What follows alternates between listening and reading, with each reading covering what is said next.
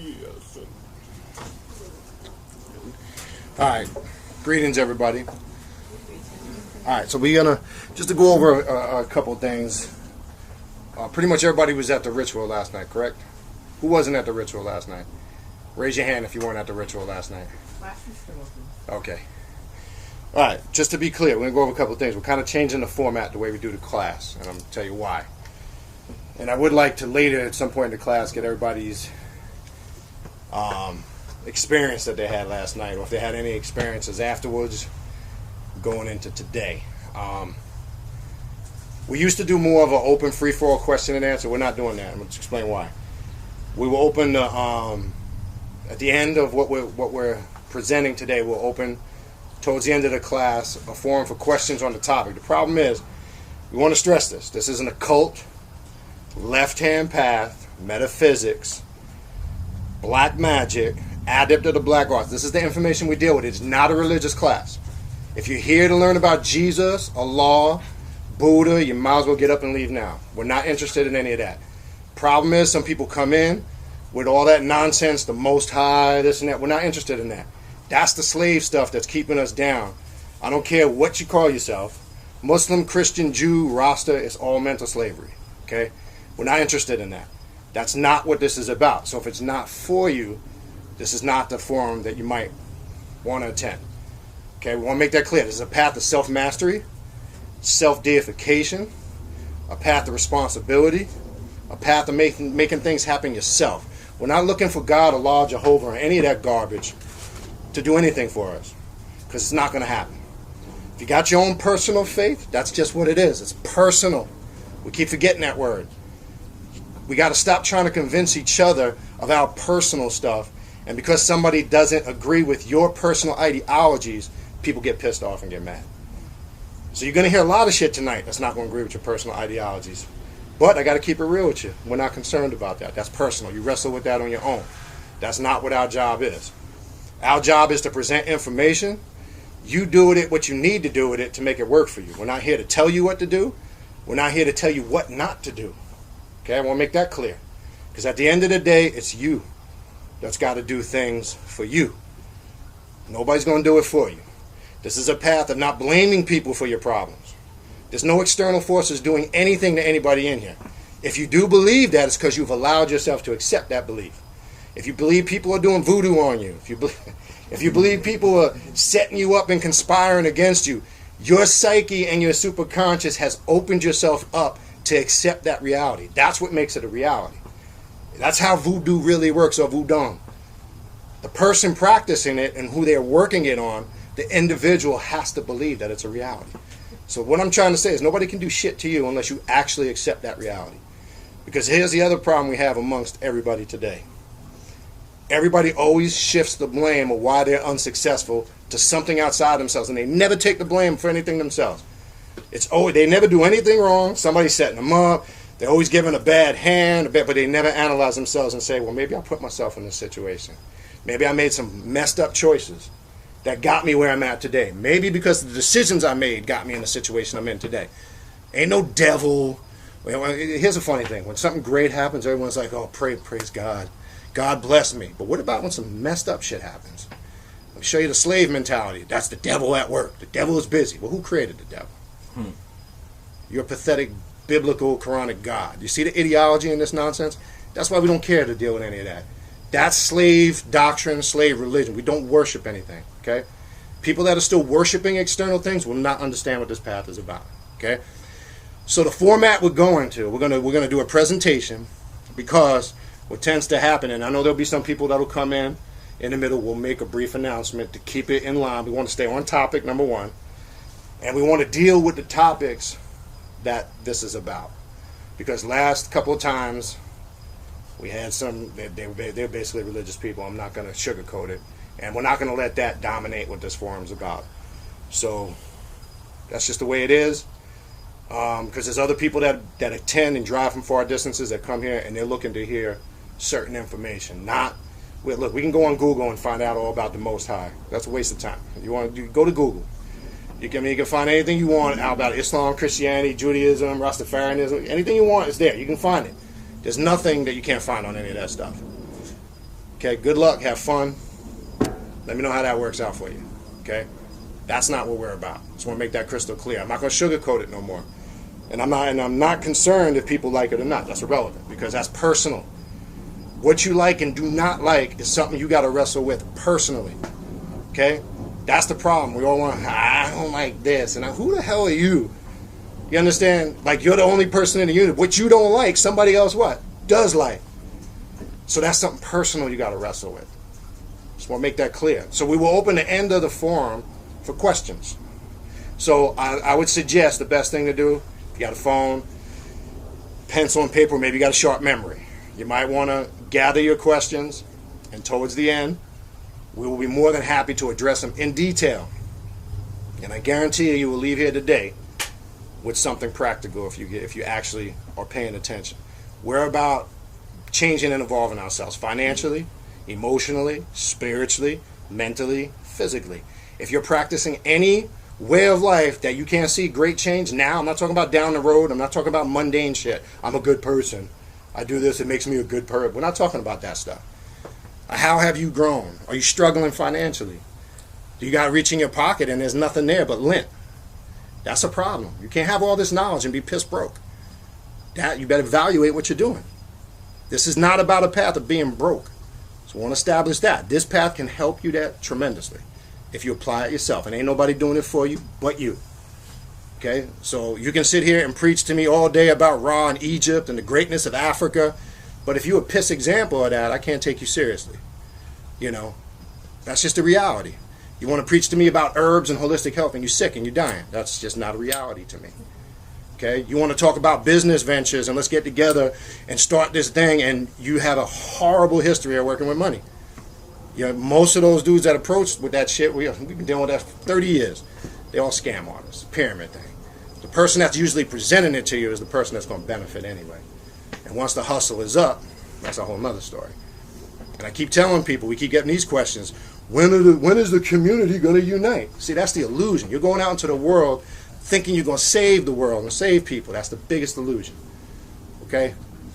If you keep having these meetings with these same people, we said this shit a million times, and one idea goes in the burner, a year or two later, the same group gets together, and guess what the problem is? It's the people you're affiliating with. That's your problem. And you, because you're not right. It's that simple. Stop blaming it on everything else. We're tribal people. We're sitting in this room right now. We talked about this last night. Everybody in this room has tribal blood to a variation of tribes. You know why? A lot of us can't get along because that's in our DNA. There's tribes sitting in this room right now that can't stand each other. That's a reality. That's why when you have these get-togethers or you start these projects, they say, why is there always that one dude or that one female that always got to start shit? That's because that's that tribal blood coming out. That's adverse. That's the reality. See, we don't talk about this shit. We want to talk about kumbaya, let's hold hands and skip through grass fields, and we're all going to be united. That's just not a reality. You'll find that out the more you study. And we did, just so we're clear, we did that thing, the militant thing. What else? Islam, Christianity. We did all of this shit for over 25 years. And I'm trying here to tell you today, it does absolutely nothing. You're wasting your time. Okay, if we would have known what we know now, wasn't meant to be, we would have skipped all that stuff. Because that's what keeps us separated. You got the Moors, Kemetic community, the black Muslims, the black Hebrew Israelites. We're everything but what we should be, our damn selves. That's the problem. We want to be everything but what we should be ourselves. Yep. We think it's okay to say, I'm a black Hebrew Israelite. All you basically did was take the slave religion and put the title black on it and dress it up with some African and black stuff. That's it. It's still slave mentality. The message is still the same. I believe in a spook God. Some mystical being is going to crack the sky and we're all going to be saved. Let me know how that goes for you. Okay? I'll check back with you on that. It's not going to happen. So let's establish that. There's no Jesus coming. Okay? There's no God sitting in heaven right now controlling the course of the strings of your life. If you believe that, you're still a slave. It's a reality. Mental slavery is 10 times worse than physical slavery. That's a reality. It's a hard reality for some people to face. They're under the illusion that they're free. There's a difference. Just because you're not really given a choice. They throw these religions in front of you, and they're basically giving you multiple duplicates of the same thing, but they just call it something else. So now you think, well, see, no, I'm not under that. I'm a black Hebrew Israelite. See, that makes me special. I'm different. I'm a black Muslim. You understand? That makes me different. No, it's not. Because it's still the same ideology. You still worship the same way. I don't care if it's during Christmas as opposed to Ramadan. Still the same stuff. You believe in a spook god if you're in the Nation of Islam. If you never saw Master Farad Muhammad, he's a spook to you. So you believe in a spook god. Can't change that. Okay? And then they'll sit there and play the race game on you. Master Farad Muhammad ain't no darker than me. So how you going to sit there and say that the white man's the devil and he's a reproduction of the original Asiatic black god? Stop. Stop. He looks like Prince Charles. I don't see original Asiatic black man when I look at Master Farad Muhammad. So how you going to sit there and say the white man's the devil when the very deity you're uplifting as God in the flesh looks like a British white man? That's a reality. Okay? So enough of that garbage. What we're presenting tonight, we just want to be clear on that because we had some concerns. Some of them people sitting in the room tonight, my good brother right here, came up to me and addressed some of his concerns. That's not what he's here for, and I agree with him. He's here to learn about the occult. He's here to learn about metaphysics, black magic. That's what we do. It's just what we do. It's not for everybody. We know that. If it's not for you, it's not for you. That's cool. You know, no love lost. We can still be people, but this is what we do. We take our destiny in our own hands. We're not putting that in anybody's hands. We don't follow any leader. We don't succumb to any specific group. We're not deifying any conscious pimp. You know, Dr. York and Farrakhan and all. We don't mess with none of that shit. Okay, just want to make it clear. If you do, that's you. That's cool. No love lost. The only deity we worship is the deity we see every morning in the mirror. That's it. Nobody else. That's the reality. Okay? All right. Khepra, Path of Self-Realization. Before we begin, would anybody like to share? I would like to hear personally. Would anybody like to share any experiences they had last night? I don't care how small or big, or anything they might have had after last night, going into the evening, and maybe sometime throughout the day. Would anybody like to share anything? And I know somebody's going to raise their hand. Don't make me pick on somebody. Somebody had to have something. Who raised their hand? Anybody? Somebody. Well, I realized that go ahead. I have to do things for me, not to please other people. That's what I've been doing over the past couple of months. You know, that is so true. And the person I was helping, and I found myself walking around the house on eggshells because I didn't want to offend that person. Even her daughter had the run of the house. Okay. This little toddler under 5 years old. And I'm thinking, I didn't do that with my children, so why am I letting someone else do that with theirs? You know, it wasn't my job to be supervising this person. While the parent was doing whatever she was doing, and then when I confronted her, it was like, what she was trying to do was more important. Right. I don't want to say it, but I think she had mental issues. Other people were running her life and so on. You know, and when I confronted her, it was what she was doing was more important than for kids. Supervising her child. Yep. So, that is now in the past, and got my husband. And you look, and must I say, you look much more vibrant. And see, she feels free again. Yes, I'm free again. And that's what Kali energy does. It brings to, like we said last night, it brings to the surface addressing things in your life that you're not pretending that they're not there, but they're there. Anybody else? No, I got the same experience about being free. Okay. That was the ego boost for me. Because it's like, you know, when you're dealing with everybody else and you doing one thing, it's like, am I doing the right thing? So you question yourself.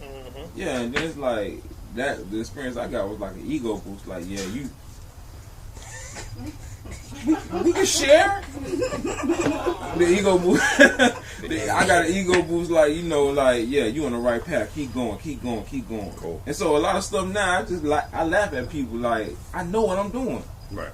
I could feel it more than it ain't even knowing no more. Because once you get head knowledge, it's like, okay, I know that. Right. But you ain't participating in nothing. You ain't No practicing working, nothing. You ain't doing no work. That's it. Once you start doing the work, it's like, okay, yeah, that's that confidence. That it was an ego boost. Like for me, like I know what I'm doing. So you became more aware of which, yes. Yeah. And that's the game. That's Kali energy. Anybody else? Go ahead. I'm sorry, hard in the back. Then I got you, Angela, next. Go ahead. I got a better understanding, awareness of the energy and feeling it. Okay. And understanding when, because I used last night as an example for today. I went through the day trying to feel that same charge when I interact, and I got a good understanding of that charge of that energy. And the same thing, like he said, I realize it's an individual journey. Correct. As much as you want to, it's your journey. That's correct. And that energy and everything you feel, you have to channel it and use it for your own. Correct. You can't do it for nobody else. You got to do it for you. And it's really all about you. Can't share that. Nice. And again, I just want to make it clear that everybody, we went over the implements. I know it might have looked a little crazy seeing swords and whips and you Especially the whip. Yeah, especially the whip. The drumming, all that serves a purpose. And you know, as I'm listening to everybody talk, you basically you're getting the gist of symbolically what the archetype Kali represents. Remember, when we work with these deities, they're archetypes. Okay, we're not worshiping them. Okay, all of these deities are not literal. This is the problem. This has been spoon-fed to us, and even in conscious circles, people are worshiping the Egyptian deities. People in Ifa are worshiping Shango and Obatala and Yemaya and Ogun as if they're external physical deities. We joke, and we're initiated in that. We joke about it all the time. I'm Crown Oshun, he's Obatala. We've gone through Palo. We've been scratched. We went through all that, and we look at it, and we're like, people will say dumb shit like, yeah, I gave an offering to Shango. He ate all the bananas. Look, they're rotten. Well, that's natural if you leave food out. It rots anyway. Shango ain't eating shit. Stop deceiving yourself. You understand? Well, but this is what I'm trying to say. Hey, what's up, Yoda? So we want to make it clear in this path, and that's part of the path of self-realization, you focus on what the archetype represents. It projects a certain level of consciousness. Kali represents clearing the paths, as we said last night. Bringing everything to the surface that you need to address about yourself. Good and bad, mostly bad. You understand? You might have sexual I don't really want to say that. You might have sexual frustrations and limitations. Sexual addictions that you're not addressing. You might be a shitty father, a shitty mother, but you think that you, again, are a superior father and mother. So, long story short, it brings everything to the surface. That's what the Kali archetype energy represents. This is how it's applied to any of the archetypes of the deities that we work with. Okay? Anybody else from last night? Because I'm going to point to Angela. You are next. I'm sorry. Angie. Do you prefer Angela or Angie? Doesn't matter. Doesn't matter. Okay. It was an experience. It was sobering, should I say. Okay. But at the same time, it reminded me more of the energy that I felt and still feel. Reminds me of being damn gangster in London. Because okay. it That's just Kali. my kids, it's my youth. That's cool. That's cool. And it's, but at the same time, it's like realizing that you've got this energy in your body, and it's like the first time being able to connect and understand the Kundalini or the yoga, the pranic kind of energy in your body. Right. Now I can just feel everything all the time. Nice. And I can feel when it varies. I can feel when it's just under my feet. Nice. I can feel everything all the time. Nice. It was the first time experiencing Kali, but I listened to the radio show the Thursday night, so that kind of prepared me.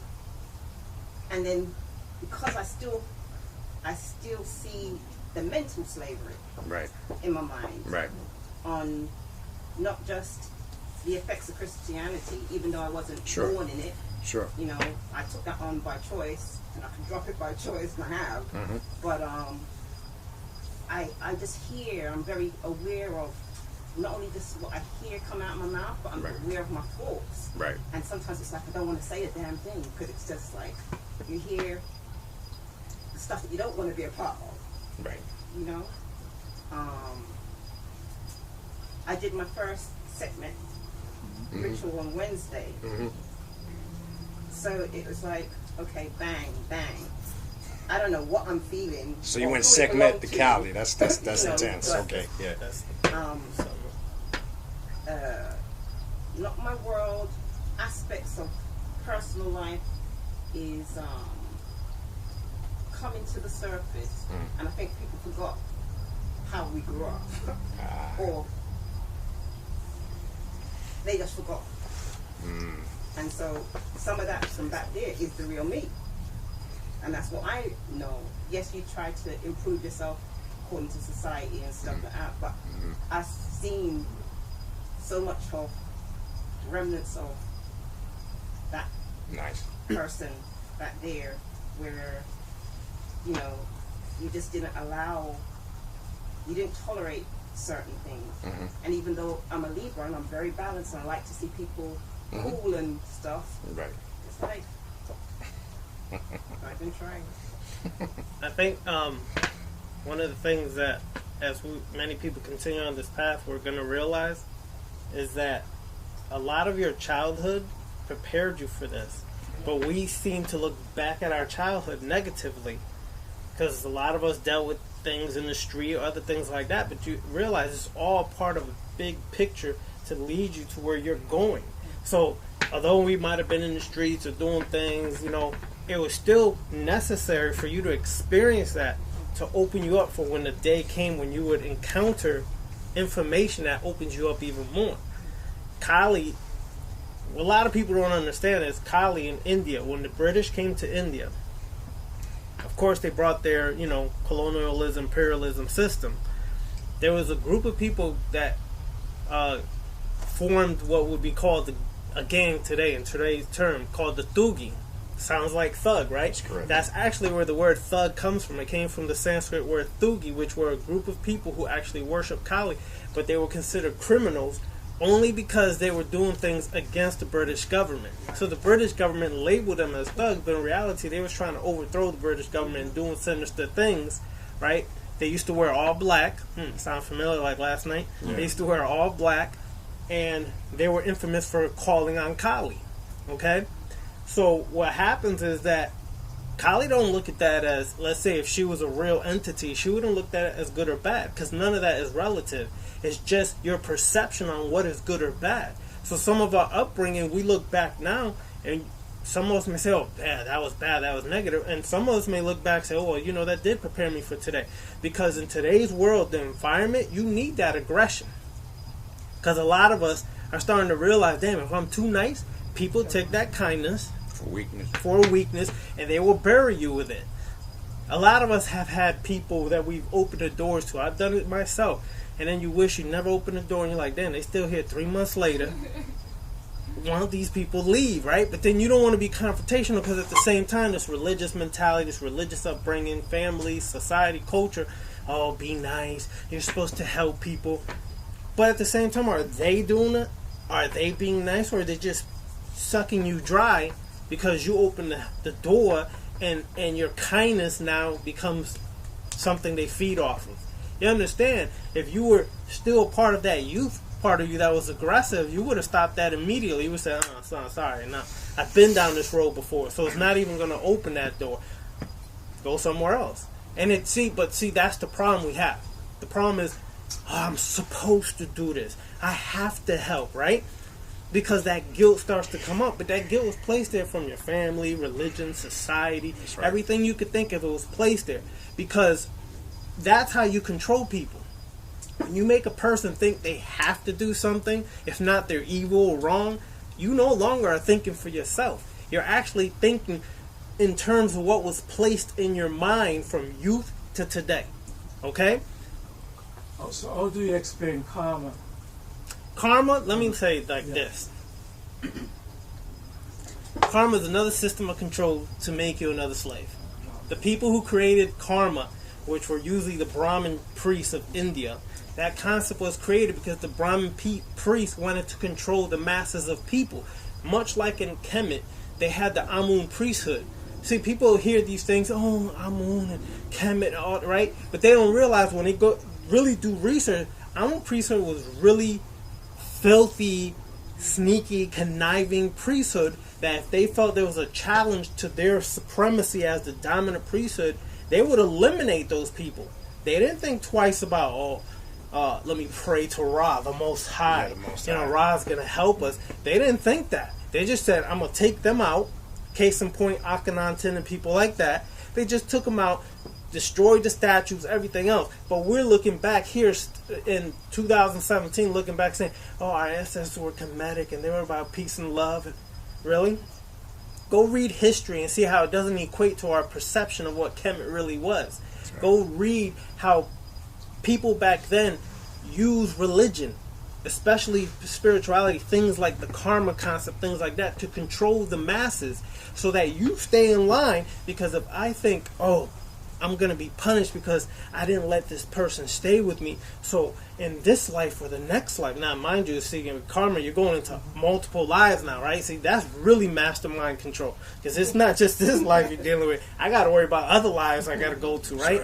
Right. So, if I don't open the door, I'm going to some karmic hell, let's say, or repercussions in another life, and in this life, you see, understand? Now, you're not thinking for yourself anymore. All the guilt consumes you, everything else. Really, when you go further and investigate where the concept of karma started, it started from a priesthood to control the masses of people. That's it. And in the left-hand path, when you take the isolated consciousness, you're isolating yourself from the hodgepodge of bullcrap of the mentality that people have been basically controlled by. In other words, all these philosophies and concepts and religions and traditions seem lovely and nice, but when you dig deeper, they're all there to control you some way, shape, form, and fashion.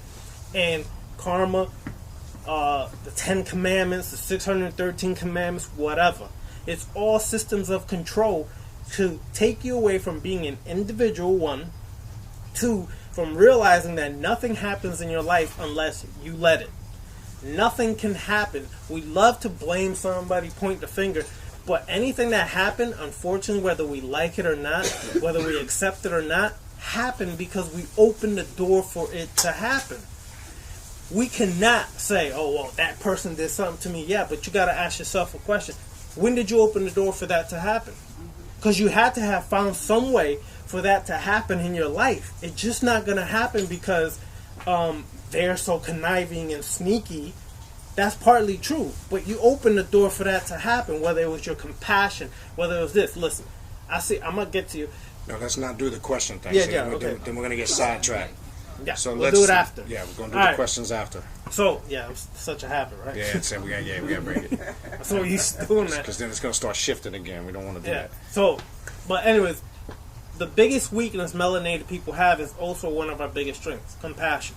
We have compassion, it could be a strength, but it's our biggest weakness. Because of that compassion, we've been shafted without grease for a long time. And that, unfortunately, is why many of the situations we're in today is because of that. Our compassion, we're too compassionate. We don't understand that it's not wrong to close the door. It's not wrong to say, look, man, be gone. It's not wrong to say, I got to look out for me, right? Because if something happens to that very person that's using you, right, abusing you, whatever, you think they're going to be there if something really happens to you? No, they're not. The first one's gone. They'll be the first one's gone. So you got to understand, all that is a mind control system. And unless we start to go dig deep inside of ourselves and to start really seeing how we've been controlled, we're always going to have some form of mental slavery. Our control is vast. And the mind control that's been put on us is vast.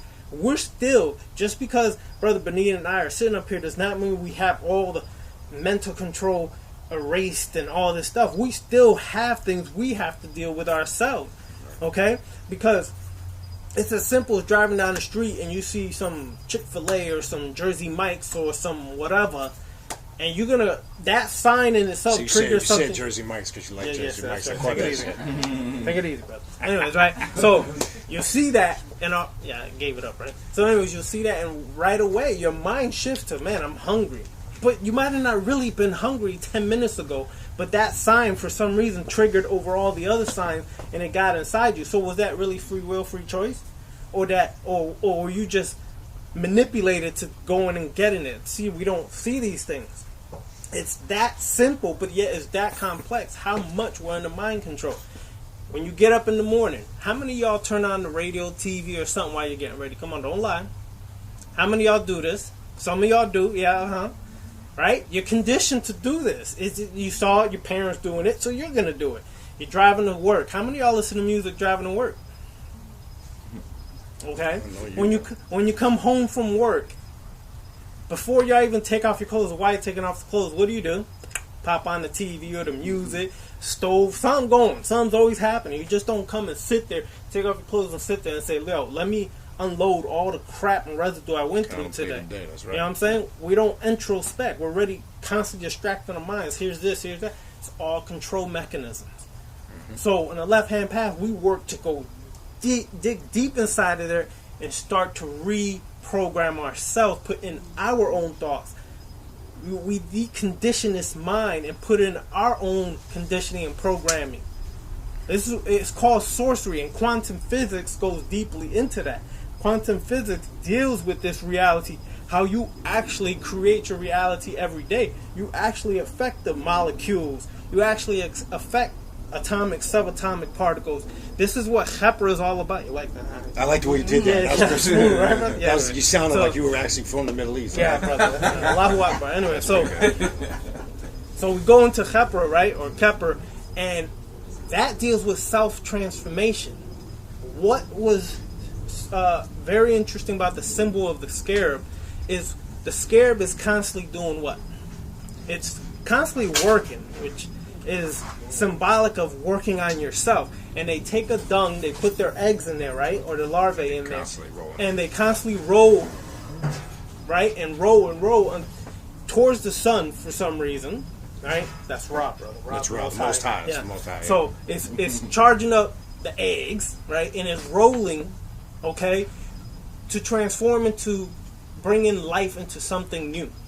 Okay, this is why in Kemet they use the symbol of the Khepra or Khepra, the scarab beetle, because it's symbolic of you transforming into something new. Meaning you take all your ish and you transform it to something that can benefit you.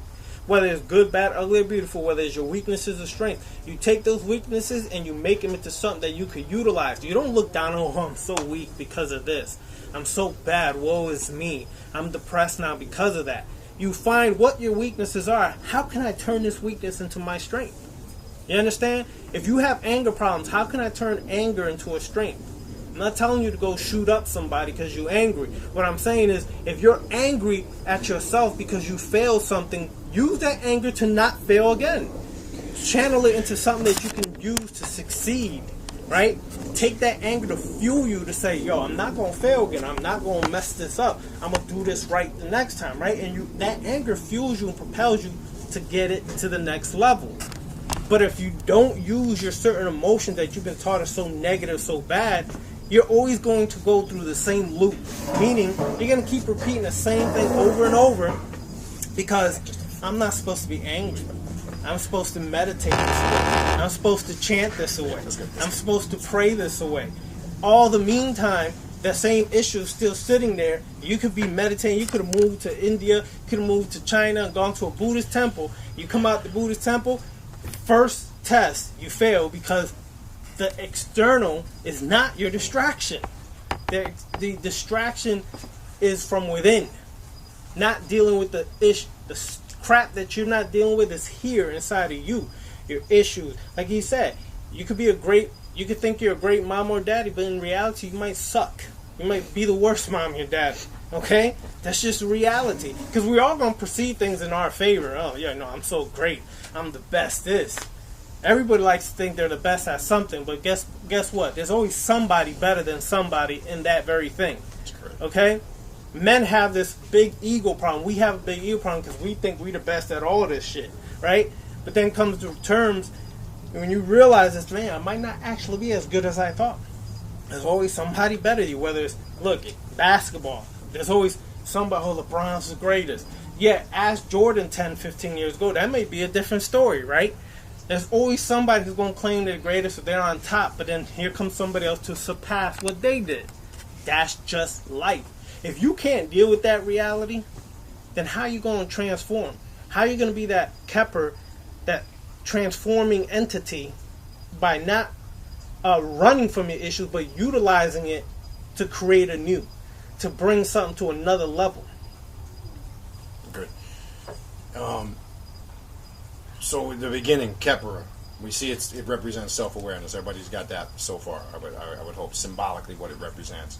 Another thing we suggest, if you are, you have your working altar, you're working your rituals, you should have a scarab beetle on that altar, because again, when dealing with symbols and working, whether it's greater black magic or lesser black magic, the symbols should always be focused on, again, just like the archetypes, what level of consciousness they project. So you just heard Brother Ravana Noon break down a multitude of levels of symbolism that Khepra represents. Now one on this path takes that information and now applies it to themselves. Because this, again, heightens the level of awareness. Because we all got levels of awareness that are going to vary from degrees to degrees. Everybody in this room. Okay? And this is where we get and define our levels of perception when we work magic. You understand? So everybody's going to apply those techniques differently. There's not, see, this is the whole point. This is what Khepra represents. It's not one particular system or path does not work for everybody. This is why established dogmas and religions don't work, because it has a set of restrictive rules. And everybody don't see themselves in it. That's the problem. So it's hard for an individual to reach their potential when there's so much restriction being put on them, because that restriction might be the confining factor of why they're not tapping into their fullest potential. So we see Khepra represents awareness on a multitude of levels. So I would suggest, if anybody in here does have their altar set up, they do work spiritual magic, you should have a scarab beetle somewhere on that altar. Because that's what this path is about. It's one of the highest, strongest representations or symbols that one can work with when working this spiritual system. The other thing we want to get into now, since you mentioned it, because it ties into Khepra or self-awareness or path of self-mastery, the isolated consciousness. Let's talk about this real quick. Okay. Set. All right. Which is one of the archetypes of deities in ancient Egypt that's very misconstrued. Mostly by conscious Kemetic people who basically left Christianity, Islam, and Judaism, and then now Kemetic, but they basically have replaced Kemetic information with their new Christianity, Islam, and Judaism. This is why we clown and say, I hear people that have left Christianity and go, we're saying the Ra, the Most High thing, because we just had a conversation with somebody not too long ago. It was hilarious. And they're saying they're not religious, but they're still saying Ra, the Most High. So we asked them, where's the Most High? And we got the Ralph Cramden. We call the Ralph Cramden the Hamada. You know what that is. He didn't realize that he's still very religious and he's just not conscious of it. But he thinks he isn't. So the response was, when I say the Most High, I'm referring to my higher self. Yeah, okay. So Brother Ravana Noon said, then why don't you just say your higher self? This goes to show you traumatically and how the subconscious mind is impacted by that. Okay, because there's people that left Christianity 20 years ago, and they could be Kemetic, they could be studying Ifa, but they're still looking at it externally as if there's this Most High being. Okay, so the isolated consciousness, back to that. The deity set, or the archetype set, I like to use the word archetype, because deity still triggers thoughts of worship. Okay, so let's eliminate that. He represents, and again I'm just saying he, as it's presented in the mythology, or the information, or the text, whatever you want to refer to. Set represents that isolated consciousness, because there's no deity in ancient Egypt that can be likened unto Set, and here's why. And this is why we tie it into the isolated consciousness. You see the symbolic stories that Set was yoked or pulled violently from his mother's womb, right?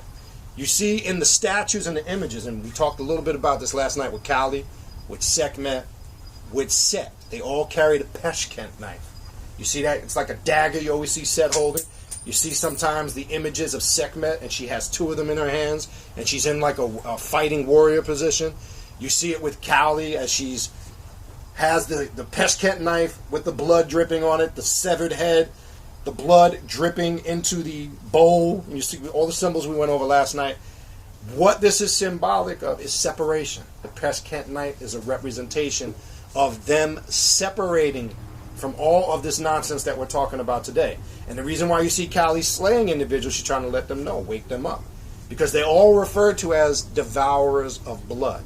right? It says that Sekhmet devoured the gods, correct? Kali slayed, really she's slaying the false illusions, but it doesn't mean they literally drank blood or ate the gods, just as we went over vampirism, right? What real vampirism is, or vampire magic, it didn't mean vampire. See, that's something Europeans came with later and came up with your Dracula story, which really is the story of you, but they reversed it. Not that bullshit, well, you can't stay out in the sun. No. Think about this for a minute. Everybody in this room's melanin is activated in the nocturnal hours. That's when you're sharpest. Don't fool yourself. Daytime is not your time. See, they tricked you and tell you, yeah, you need to be out in the sun all the time. You do. But your melanin is charged at its highest peak in the nocturnal hours because you are nocturnal creatures. And you'll find, especially on this path, you work your highest levels of magic between midnight and 6 a.m. There's a reason for that. Okay? So the Dracula story, going back into vampirism magic, is really symbolic of you. Because Dracula is at his highest potency at the evening hours, and he has to recharge during the day. Other doctrines will tell you, no, see, that's reversed. Dracula's representation of Caucasian people because they need to drink blood and they can't take the sun. Another illusion that they passed to you, but they reversed the story.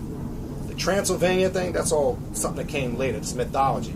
You can go back to the 4th dynasty in ancient Egypt. We told people to research this. Pharaoh Unas was one of the masters of the vampirism technique, absorbing the energy of the gods. The reason why, again, I want to clarify this because we get a lot of questions on this. Reason why they affiliated with the blood is because the blood is the life of the individual that charges everything in the body. So they're not literally drinking the blood, they're absorbing the energy of the individual. So it's an absorption practice, not just in people. We'll get into that a little bit more. But back to the isolated consciousness real quick, and we'll elaborate on this for a little bit. I know that went off to the side a little, but we had to touch on that. So it represents separation. Now, how do we apply that today on this path? If you say you're an adept of the black arts, if you say you practice black magic, how do I apply that in my daily spiritual practice? That's what we want to ask ourselves. Okay?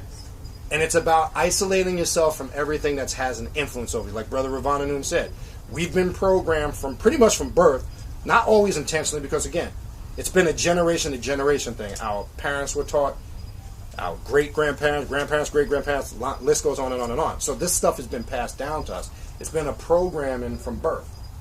We were programmed with how to think, how to act, what to accept, what to not accept, etc., for the most part. Now, you might say, yeah, well, now I'm at age, no. I now realize, but the thing is, at what level of realization do you have? Because there's still traumas and impact of this stuff on our subconscious mind. You say, you may not think so. We're not talking about consciously. We're talking about subconsciously. That's the difference. Stuff that you're not aware of. So, in order to come to that awareness of Khepra, one must tap into this isolated consciousness. Reprogram and reteach everything that we've been taught.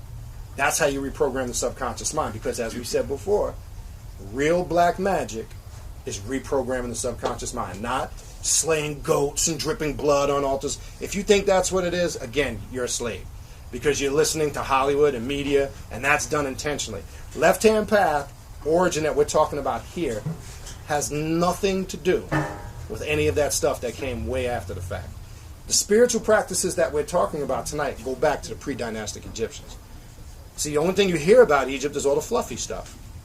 You never hear about this aspect that is just the Heka, or the magic aspect of Egypt. Nobody talks about it. Everybody always talks about the stuff that they like. All the light side, good stuff that makes them feel good. That's not what Egypt was about when you really study the essence of it. So, isolated consciousness. Let's talk about this for a little bit. Separating ourselves from everything that's had an influence over us. So if you cannot put everything aside in coming into your spiritual practice on this path, you're going to struggle. This is why people will come to you and say, I did this. It didn't quite work. It didn't work because there's something impacting the subconscious mind that you're still holding on to. You have to come into a lot of these spiritual practices, such as last night. We got some calls today. I got one call from Brother Jack's wife today. As you saw her, she was an emotional wreck last night because a lot of things came to the surface. She gave me a call while we was in the gym today, and you like how I threw that in there, right? Gym, so everybody know we do exercise. Yeah.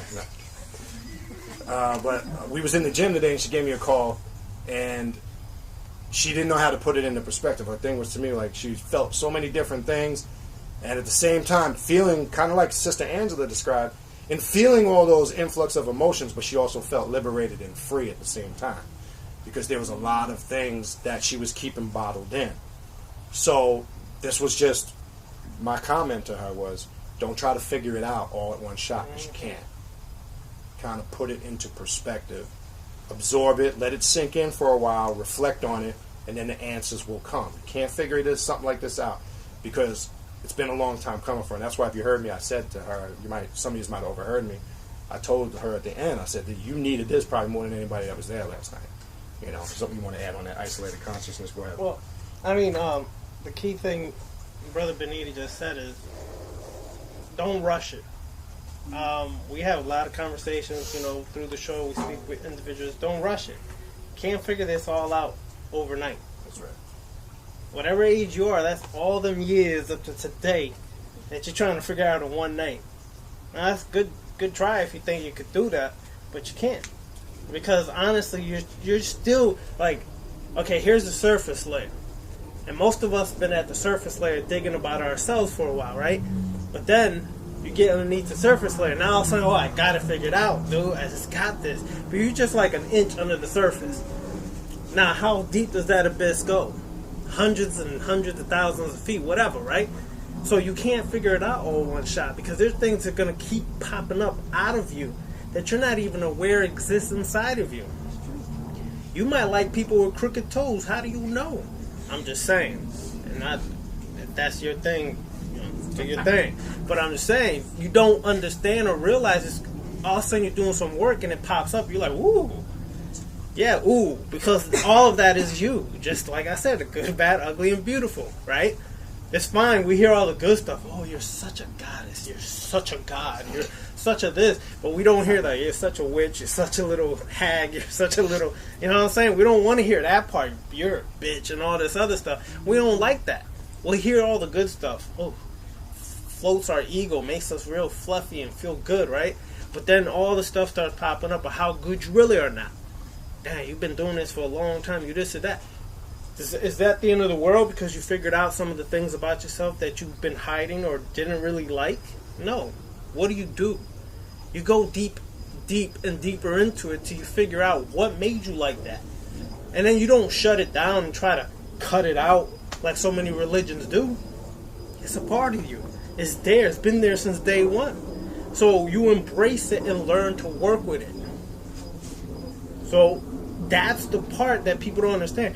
You have to literally isolate yourself from the masses of people. You have to isolate from your own household sometimes. And you need that moment of solitude for yourself to figure these things out.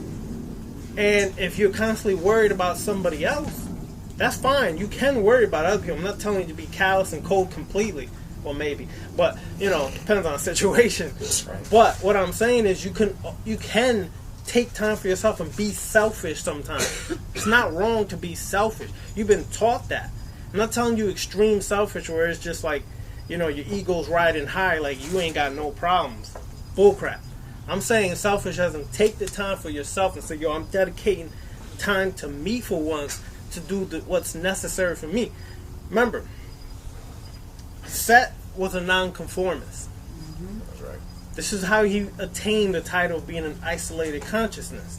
He refused to conform to the Asarian Heru religious motif that was being facilitated and promoted by the Amun priesthood. That's right. Okay? And he was like, nah, F that.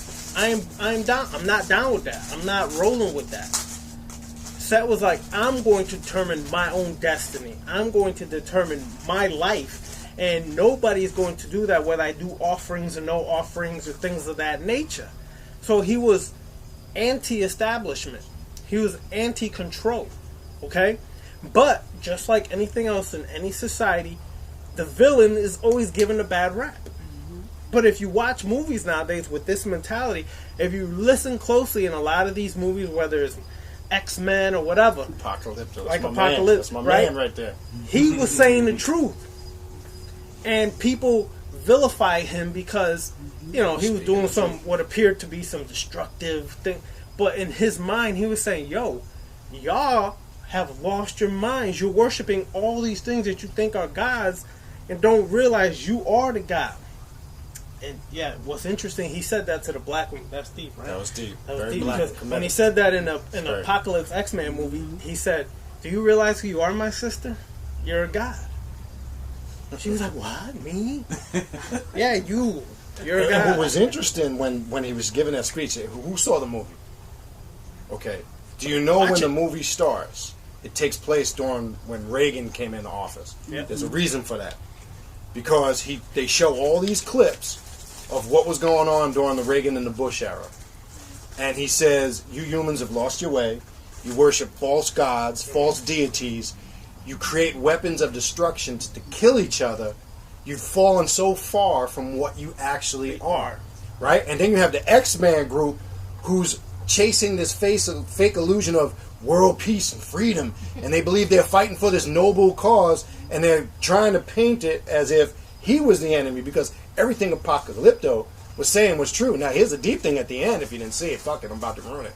If you didn't see it, he says at the end, He's ruining when me. they destroy, when he's so-called destroyed, the last thing he says, it is done. Yeah, Yeah. indeed. Last thing he says, it is done. You gotta pay attention, man. They throw this at you. So the X-Men are chasing this illusion, just like we all are today, that we're fighting for this noble cause. And I'm gonna say this, it's gonna piss a lot of people off, and I'm not gonna get into Do it, politics brother. tonight. Piss it. Pay attention to what Donald Trump is doing. Stop being so mad at what he says. I'm gonna leave it there. I'm not gonna get into the Trump-Obama thing, because people get hot with that. Pay attention to what's going on. Stop getting caught up in your emotions. I keep telling y'all, he is a businessman. He makes business decisions. Forget about what he says. He's a buffoon when it comes to that, because that's just his character, his nature. He don't know how to talk, and he's not considerate on a He likes political. being controversial. Exactly. But pay attention to what he's doing. Do y'all realize the Dow hit 20,000 for the first time in the history Yes, ever? Yep. Yeah. If you don't know what's going on and what's getting ready to happen, better get your money right. Yeah. Yep. Better get your money right. Stop getting caught up in all the illusions of, Donald Trump is going to fix my life because he hates black people and he's closing the borders, which he already did, by the way. They left some passengers this morning stuck in Cairo, wouldn't let him into the country. Okay, so you're saying that now that's cruel, but what if your kids were killed in a terror attack? You understand? Then you wouldn't be so liberal. See, everybody that's complaining and bitching hasn't been affected directly by terrorism. We have. I actually lost relatives in 9/11. So I look at it in a whole different light. Okay, you got to remember, the terrorists that are here, they've been here. Okay, it's not just the ones coming from outside the country. Businesses, look, if you ain't up on your business and your money, you about to have a hard time in this country. I'm gonna tell you that right now. There is no rich or poor no more. I mean, middle class. You're either rich, have some type of money, or you don't. It's the way it is. You understand? Most of the people that are complaining are people that are poor. And they sitting there, but I heard one thing, I couldn't believe this shit. I forgot what state it was. Might have been Alabama.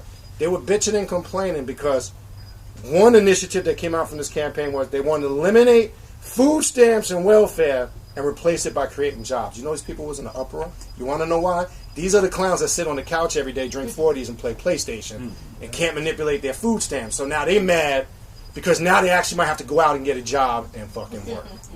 All right, that's a whole nother story. But anyway, we don't want to go political. But I just want to add to with the Apocalypto thing, okay? And when we watch these movies, we always feel sorry for the villain. You feel sad for the villain. Be real. Yep. How many movies you watch in history? You sympathize with the villain. You want to know why? Because that's your true nature. That's you. That's you pouring your real essence out. I know as a kid, I always sympathized with Darth Vader. Yep. Like, even as cruel as he might appear, but there was some truth in what the fuck he was talking about. But anyway, finish. I don't know if you would. Yeah. No, but I mean, in essence, this is what your mentality has shifted from you taking control of your life. The set, Satuch, whatever. It's not just that. Kylie, all of these sacraments, they all represent Separate. non-conformity, separation, mastering self, taking control.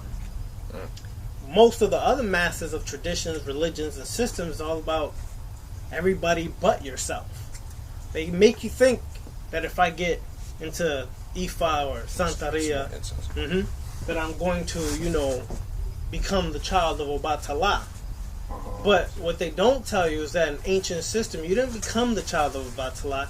You became Obatala in ancient times before it got here and got misconstrued and mixed up with Christianity and everything else. You became Obatala. You were the living example of what that energy represented. You didn't just wear the costume with the beads and say, I'm a Omo Obatala, I'm a son or daughter of Obatala. You became that.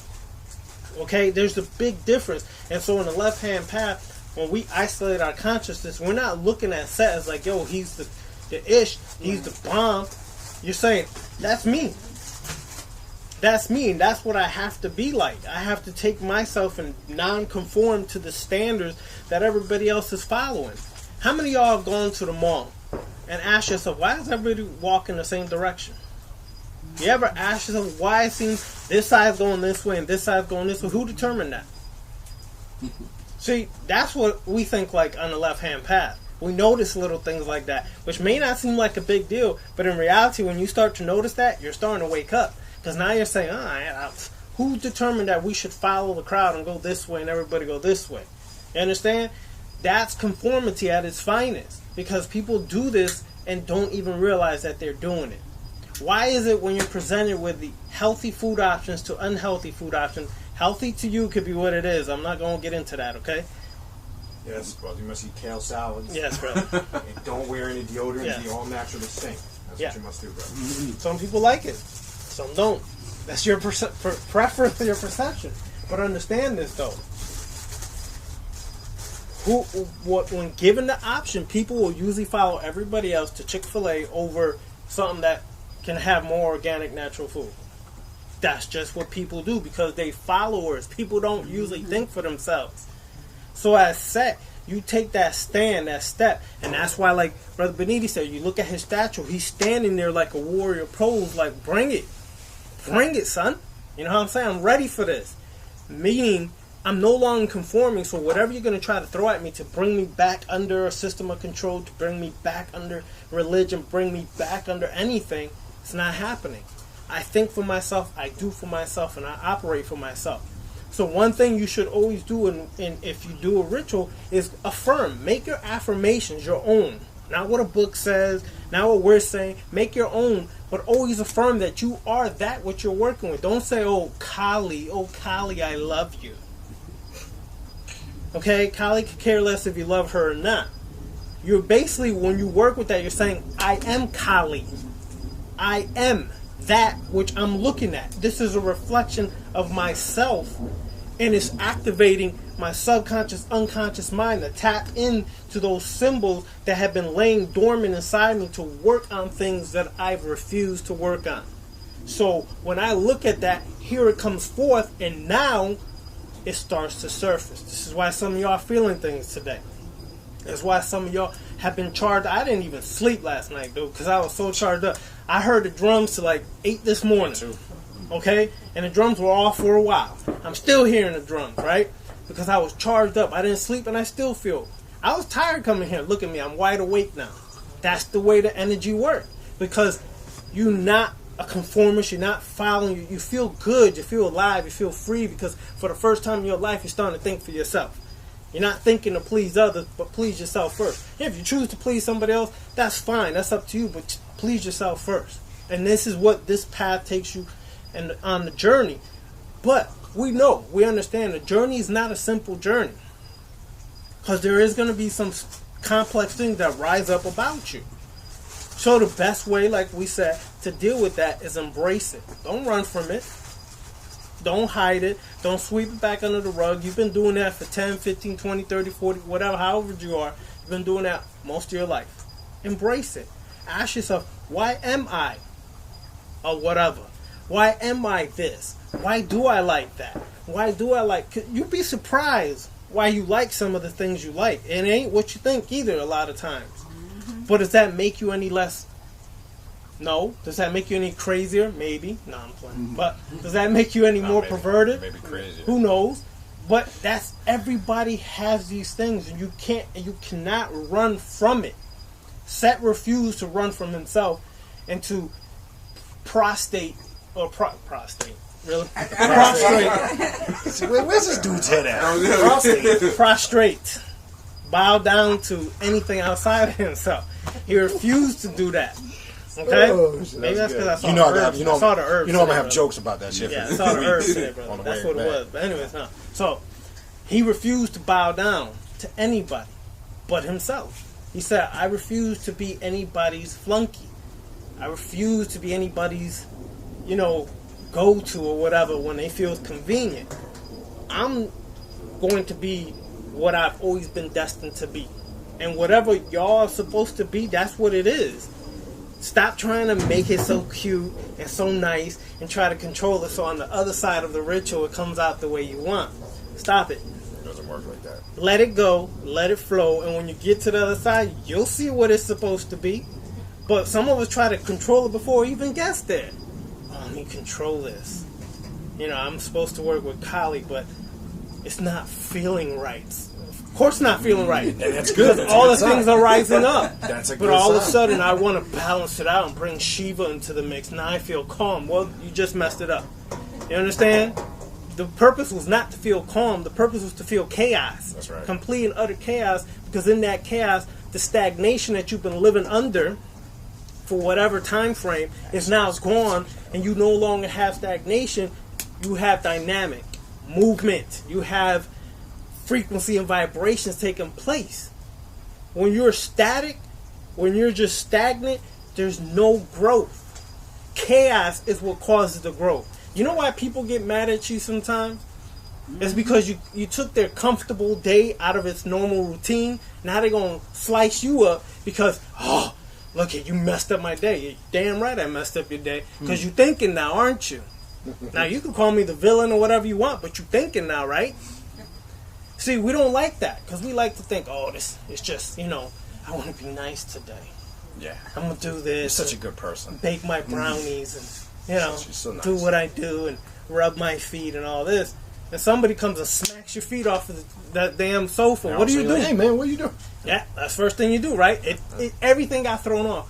But at that very moment, you start catching yourself and saying, damn, I'm reacting real rageful, like real wild, like. Yeah, because that's a part of your nature you refuse to deal with. That's a part of your nature that you've been suppressing. You understand? This is what Kali and Sekhmet and Set and people like that go into a rage. Rage is not bad, but you get to a level you know how to master that rage. You understand? Because rage will propel you to a whole nother level, busting through the obstacles. And busting through the obstacles is what chaos does. When you stagnate, all you're going to do is sit there and say, oh, that wall is mighty nice. It looks very, let me draw on it, punch it, get through it. Because that wall is not going nowhere unless you deal with what's there. And we love to blame everybody. Okay, that's religion. Blame the devil. See, so now we take that and personalize it into our own life. And what do? Oh, this person did this to me. That person did that. Really? You played no part in this happening. Not one thing was you. Right? Come on, everybody know. Y'all been in arguments with your mates, your lovers, your husbands, wives, friends, aunts, uncles, whatever. And you played no part in that argument or tiff-taff, right? Nothing. Yes, you did. All of y'all were just as responsible as the other person. But all you can take responsibility is for what? Your actions. What you did. See, that's hard for people to do because, I'm so bad. I caused an argument. I'm wrong. Sister, I'd like to apologize to you. Nah. Screw that. You taking ownership for what you did? I take ownership for what I did. Period. And if we want to come to a consensus, cool. But otherwise than that, take responsibility for you. That's all you can do. Ain't nobody doing nothing to you unless you let it. Because nobody can do nothing to you. You best believe that. After 45 years on this planet, I realized that nobody can do something to you unless you let it. That's right. You open the door some way, somehow, and you don't even realize when you do it, but you have. For some women, they'll say, oh, this guy used me, he abused me. Okay. And you didn't realize he was an asshole and crazy in the first 6 months. Look, everybody shows you their craziness somewhere in the first 6 months. Don't lie to me now. Okay? You knew this person was, okay, if you ever walked out your door and this person was sitting in your front door and you didn't invite this person, you didn't say, oh, there's something wrong with that. No, because, see, you blinded it with love and lust and said, oh, they love me so much. Yeah. They showed up on my door. Yeah. Right? Nah, the but when crazy it's not, flag didn't go off. yeah, but when it's not convenient for you, all of a sudden he's a stalker now. You know, this guy's a stalker, dude. He stalked you the first 6 months. What happened? You didn't want to see that? That's right. All right? The problem is we blind ourselves to these things because we keep saying it and we keep repeating it because you can't become Khepra, transform, unless you realize yourself. Become aware of everything about yourself. You know, I hear people, when I used to be on Facebook, I got off of that over a year ago. When I used to hear people, oh, it's about the self, and self this, and self-love, and self, you know, and it sounded like a broken record.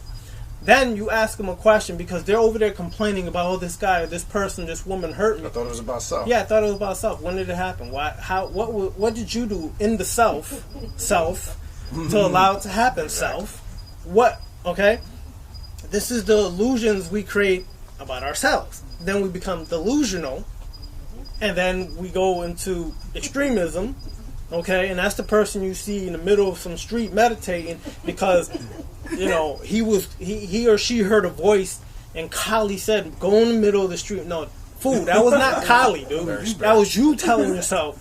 There was something you disconnected in the process that said, yo, I'm about to do something extreme. You didn't think that was extreme for a moment. While you were walking, you had your incense burning, your little whatever with you. You didn't think it was extreme when you got in the middle of the street? Of course you did. That's right.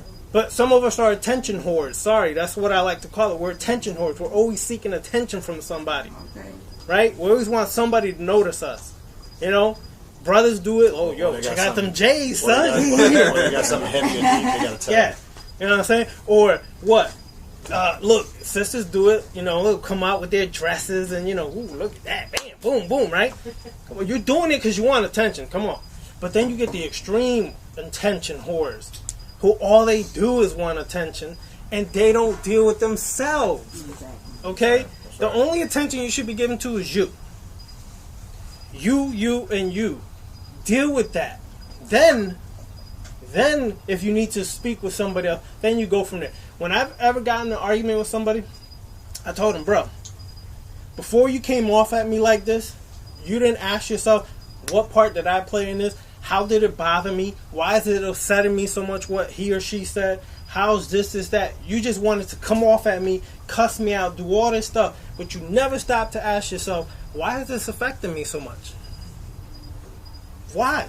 That's shedding ego. It's too much Yeah, to do. it affects you because that's the part you don't want to deal with. Oh, damn, he said that I'm such and such. Yeah, it's possibly true. If you're reacting off of it, guess what, y'all? It's most likely true what they said. Because if it wasn't true, how would it hurt you?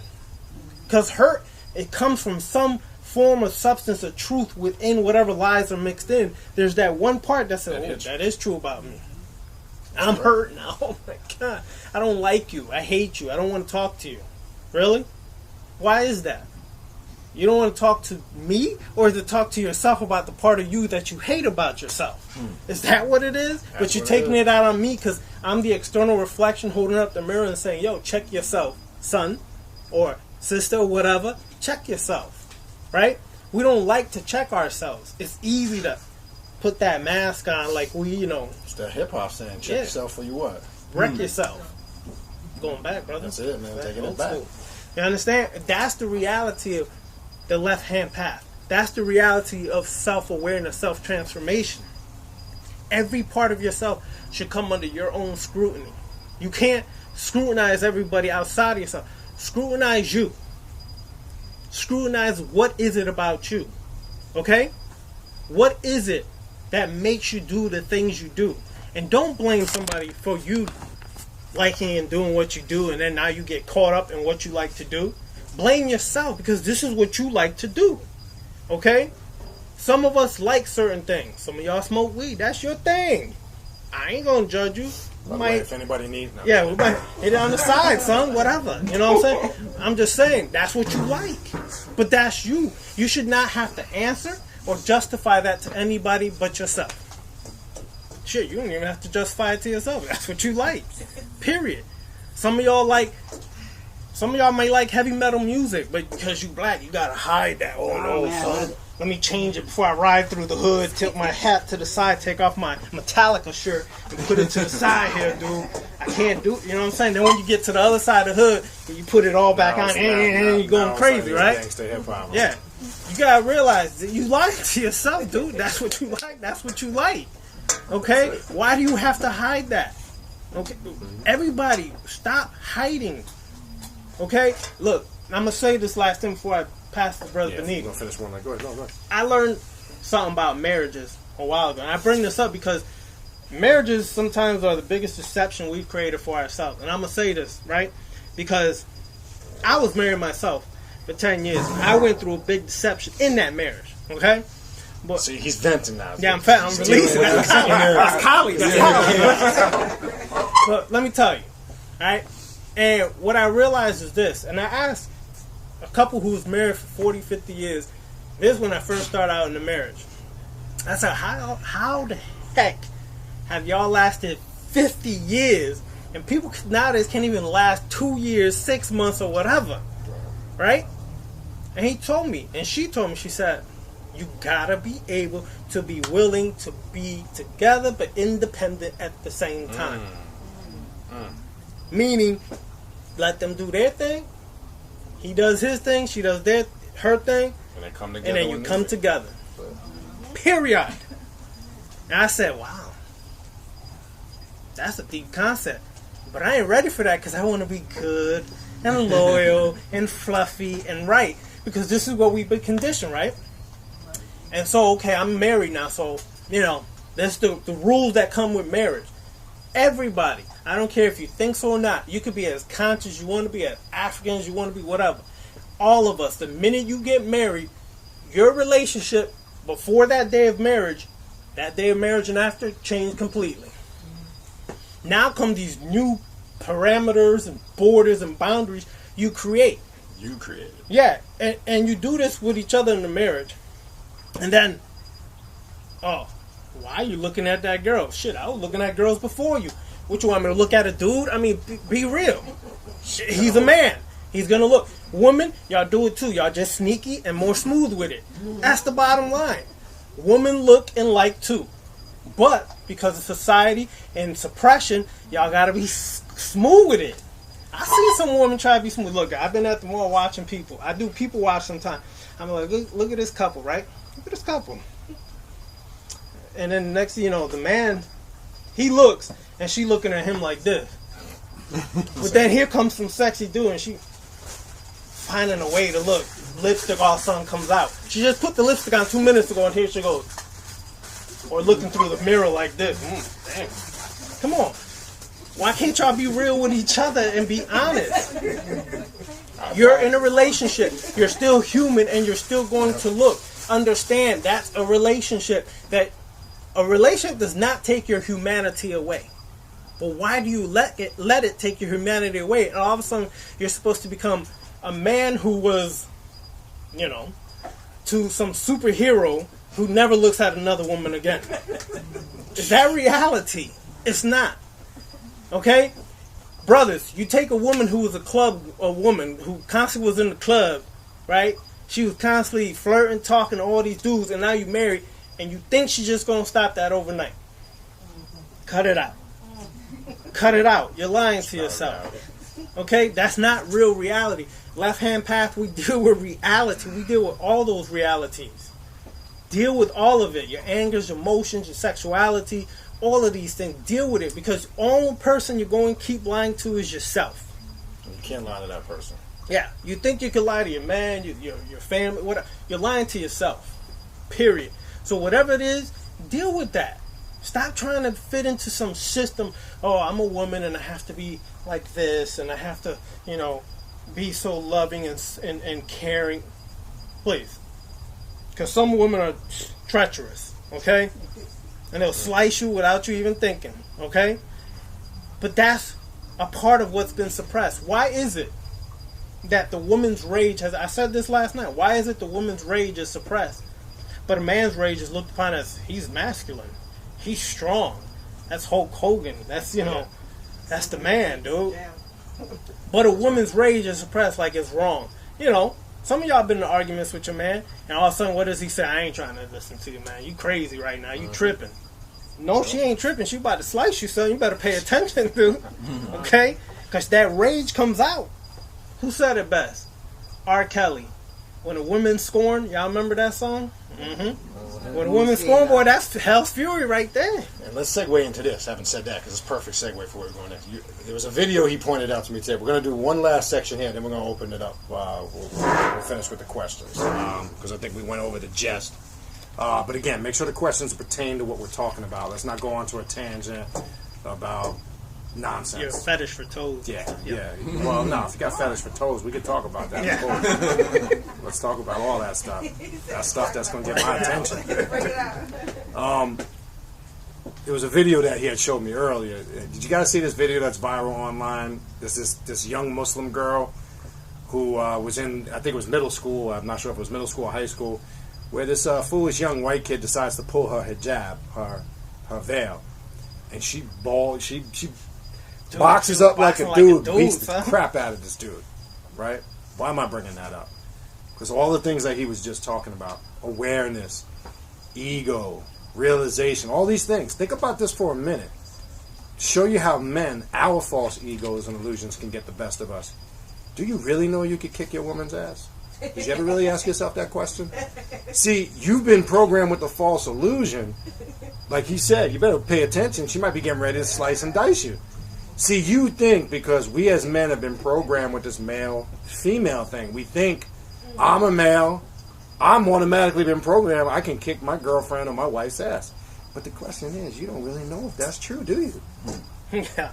You really can't confirm the reality of that, can you? There's a couple women in this room I would not mess with. That's one of them right there. She look like she'll slice somebody, dice them, and then hand them back to themselves. I'm a very nice person. Like. Don't do no, that. Please.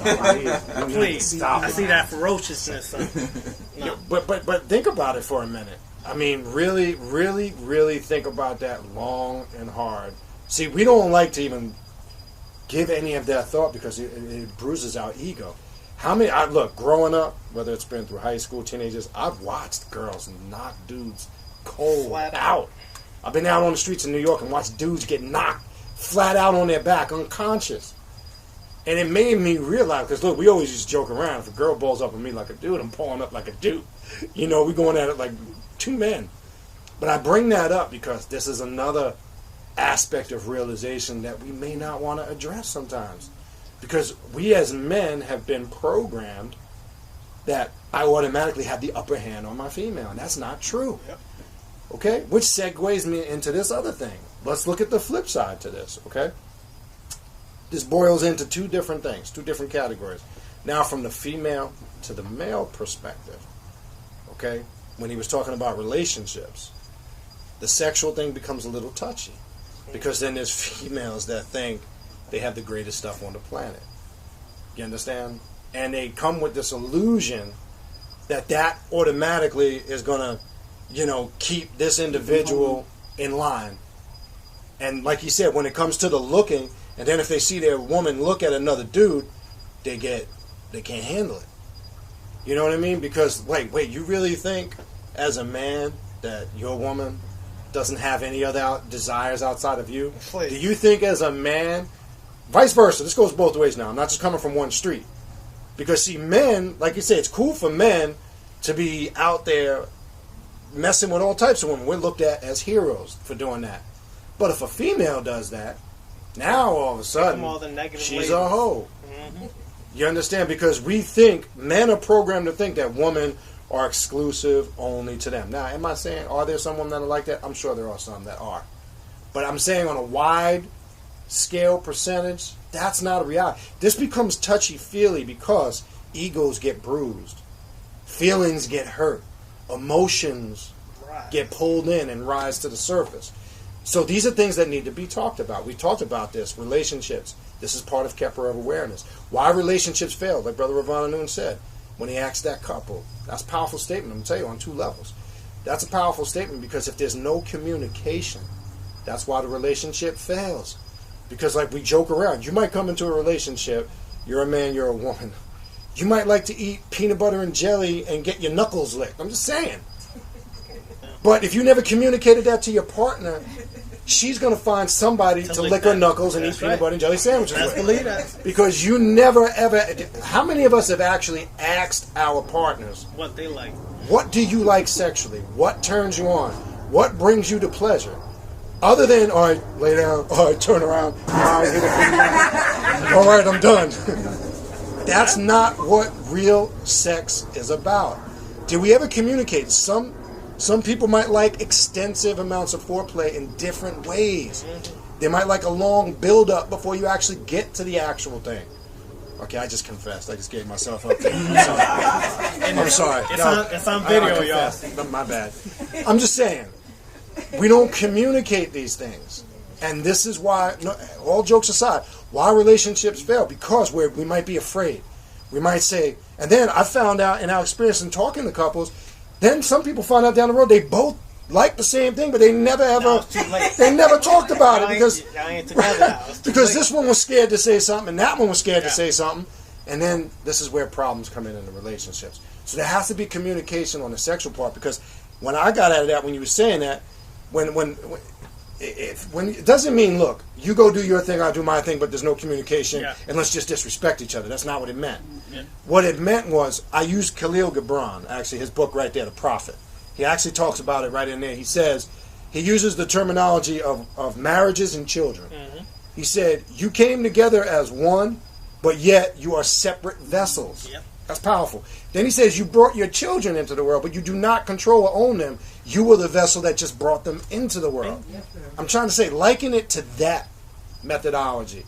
This is how we become more clear to what's going on. But you can apply these techniques to this path of Khepra, self-awareness. The last thing I want to read, it was an excerpt from The Black Ship. Real short passage. Oh, man, you're getting deep now. Yeah, I have to. Got to go there. This is The Black Ship, page 45. I actually sent this to Sister Sonia because we were I haven't arrived at page 45. See? You just roll with it. I heard what I said about her, right? You see the sassiness? Uh-huh. She's very sassy. She just said she kind of like that, though. I like that. I like that sassiness. I don't like a soft woman, man. Me either. I can't stand soft females. Anyway, sovereignty is freedom. This is page 45. Pay attention to this, because this sums it up in a nutshell. Then we'll open it up for questions, okay? Sovereignty is freedom, and more to the point, the active exercise of freedom. Okay? I hope people caught that. It is the exercise of personal authority. Only you can legitimately speak for you. Your essential nature, needs, and desires can only truly be known by you. The proper course and style of your life can only truly be determined by you. You are the sovereign authority with regard to your own mind and actions. You are your own kingdom. If that doesn't sum up what Khepra is, the path of self-awareness, I don't know what does. That pretty much puts it, for me, in a very simplistic nutshell. And I know there's a multitude of dynamics to it.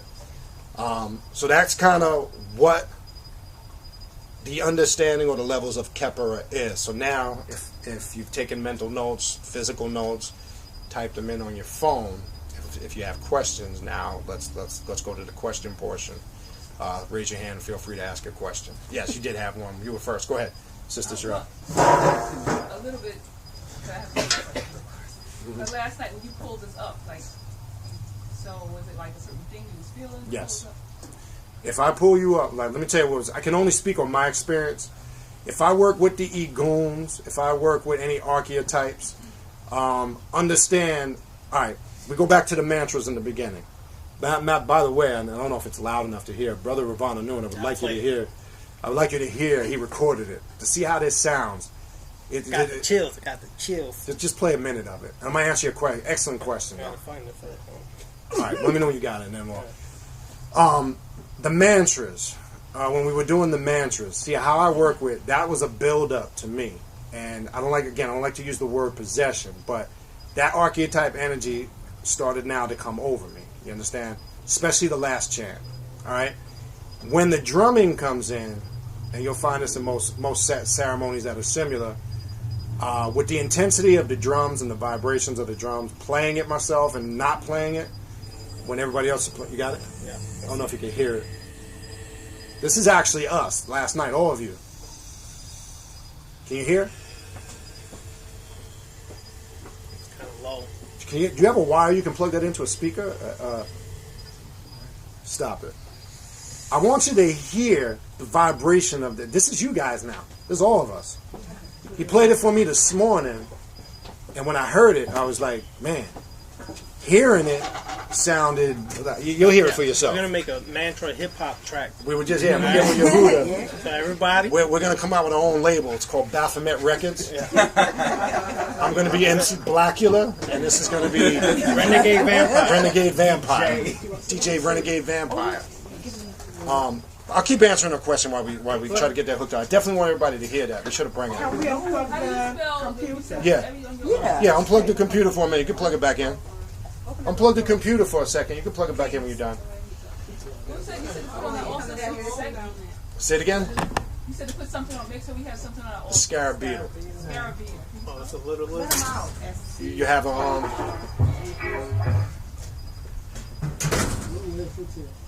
you can plug anyway, let me continue. Let me just continue answering her question while they get that hooked up, so we don't waste time. Okay, and then you said something about the vampires. That's like I like to be up late at night, so that's something that. That's a vampiric energy you tap. Yes, because most people that have that vampire energy, dealing with that on any level, you're gonna find ritualistically on this path your most potent spiritual hours are between midnight and 6 a.m. for sure. We pretty much do most of our reading, studying, spiritual work during those hours. But the last thing I want to finish, so people understand what possession is, or a spirit mounting them. There's many different titles for it. I want to take the spookism out of it, the illusion out of it. What happens is once you train yourself to build yourself up to the intensity of receiving the energy, that very energy that it represents actually overtakes you in the ritual. So when individuals are being called up to be cleansed, such as last night, that's something that naturally comes over you because you're tapping into the consciousness or the psyche of the individual that needs that for that particular reason. You understand? And when you come up for something like that, if it happens to you, you should just be focusing on whatever it is you're dealing with at that time and focus on that particular issue. I don't care if it's finances, personal. You should be focusing on that working itself out for you, how you see fit, how you visualize it. Because there was a lot of people in the room suppressing their spirits, and that's the worst thing you could do. That's a whole nother story. But yes, I just want to take the spookism out of that. You got to learn, everybody needs to and has the ability to train themselves to receive that energy. And that's when you let the energy engulf you. You let yourself go in the ritual. You're not focused on trying, like Ravana said, trying to control it. Because if you're trying to stagnate, not tapping into the energy, and you're trying to structure, I'm going to get up and dance to this. No, I'm going to sit down. No, I'm going to relax. No, I'm going to chill. No, I'm going to take in the vibe. See, you're trying to control it rather than just focus on what's going on. Tap into the energy and frequency of it, and whatever happens, let it happen because it's supposed to happen. But when you're fighting it and you're struggling with it, then you're not reaping the benefits of what the ritual is actually about, what it's for, and the purpose that it serves. But anyway, I didn't want to leave that question unanswered. So when you suppress something, and because you said something about like far as like not being soft, like you don't like being soft. If someone's soft, that's who they are. But you're saying there's stuff that women do to kind of keep it inside. They have well, we're not saying we're soft, but in essence, you're not really. I'm gonna tell you why that. You might have a very low-key passive nature. I get that. You might, be very docile, if you want to use that term. But the point being is, if you're triggered the wrong way, that rage comes out. Because what happens is usually you're going to find the reality is most people that are docile, they can just take a lot more than others. That's it. And what tends to happen is, if you want to try to play that? If you're docile all the time and you sometimes don't balance yourself out by venting and expressing some of that rage, what tends to happen is disaster down the road. That's what I'm trying to explain. So it doesn't mean, I'm not saying that you have to walk around and be this crude, rude person and just, and just aggressively if that's not your nature, that's not what we're saying. But what we are saying is, don't, like Brother Ravana was saying earlier, and we were talking about earlier, don't be so kind to the point where people can use it against you as a weakness. That's what we're trying to say. So you got to know the appropriate times to stand up for yourself, to speak up for yourself. Don't just lay down and take everything because you've labeled yourself a very docile, softer person. Because though you might be labeling yourself that, other people look at it as a weakness. That's it. That's not us. That's not us. I'm about to say, how'd that shit happen? You don't need a Bluetooth. It's hooked up to the auxiliary. USB, there. It should be on there now. You got the USB on all the it. way up. Volume's up for it. No, then you're not on something. It plays on Bluetooth. It plays on Bluetooth. This on Bluetooth. So once you search your device, go into your Bluetooth and pair it with the. Hey, I got a quick question, right? Yeah. It's on topic but off topic. You know how all these different factions got their own language, right? We need to create our own language. Because there's a lot of stuff y'all was saying I agree with, and I was like, you can't say amen to that. No. You can't say I shade to that. What you say when like he said, like he was saying something I agree with, I want to say, no, I can't even say that. What you say? Say whatever comes to your mind. Say Baffy. No, we can say who? Say Baffy. Say Baffy. Whatever. Baffoo. Whatever you want to say. Like, He said you baffled. there, you got the Bluetooth on now. See it. What's You got it? yeah, but what's the They name? got one name. Well, This one? it's got to be that. Whatever pops up. The newest one that you don't recognize. It's either V20. What's the name of the machine in the front? What brand is it?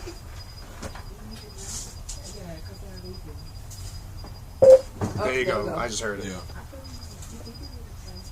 It's got to be something that just showed paired, right? Yeah. The sun is paired.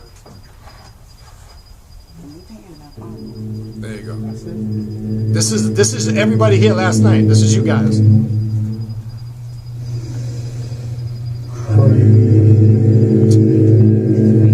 Powerful, huh? That's you guys. Turn it up a little bit. Turn it up. Yeah. Don't be scared. You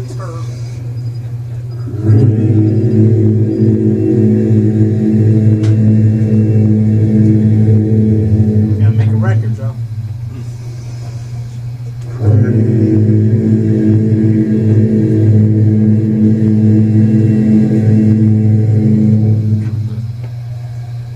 I'll text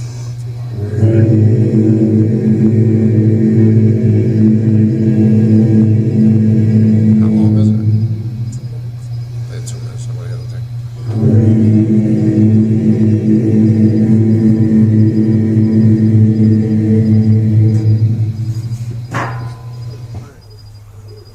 See, I stopped by. See, something's wrong with this. There you go. Alright, disconnected. Let's play it again. Just stop. See what it is,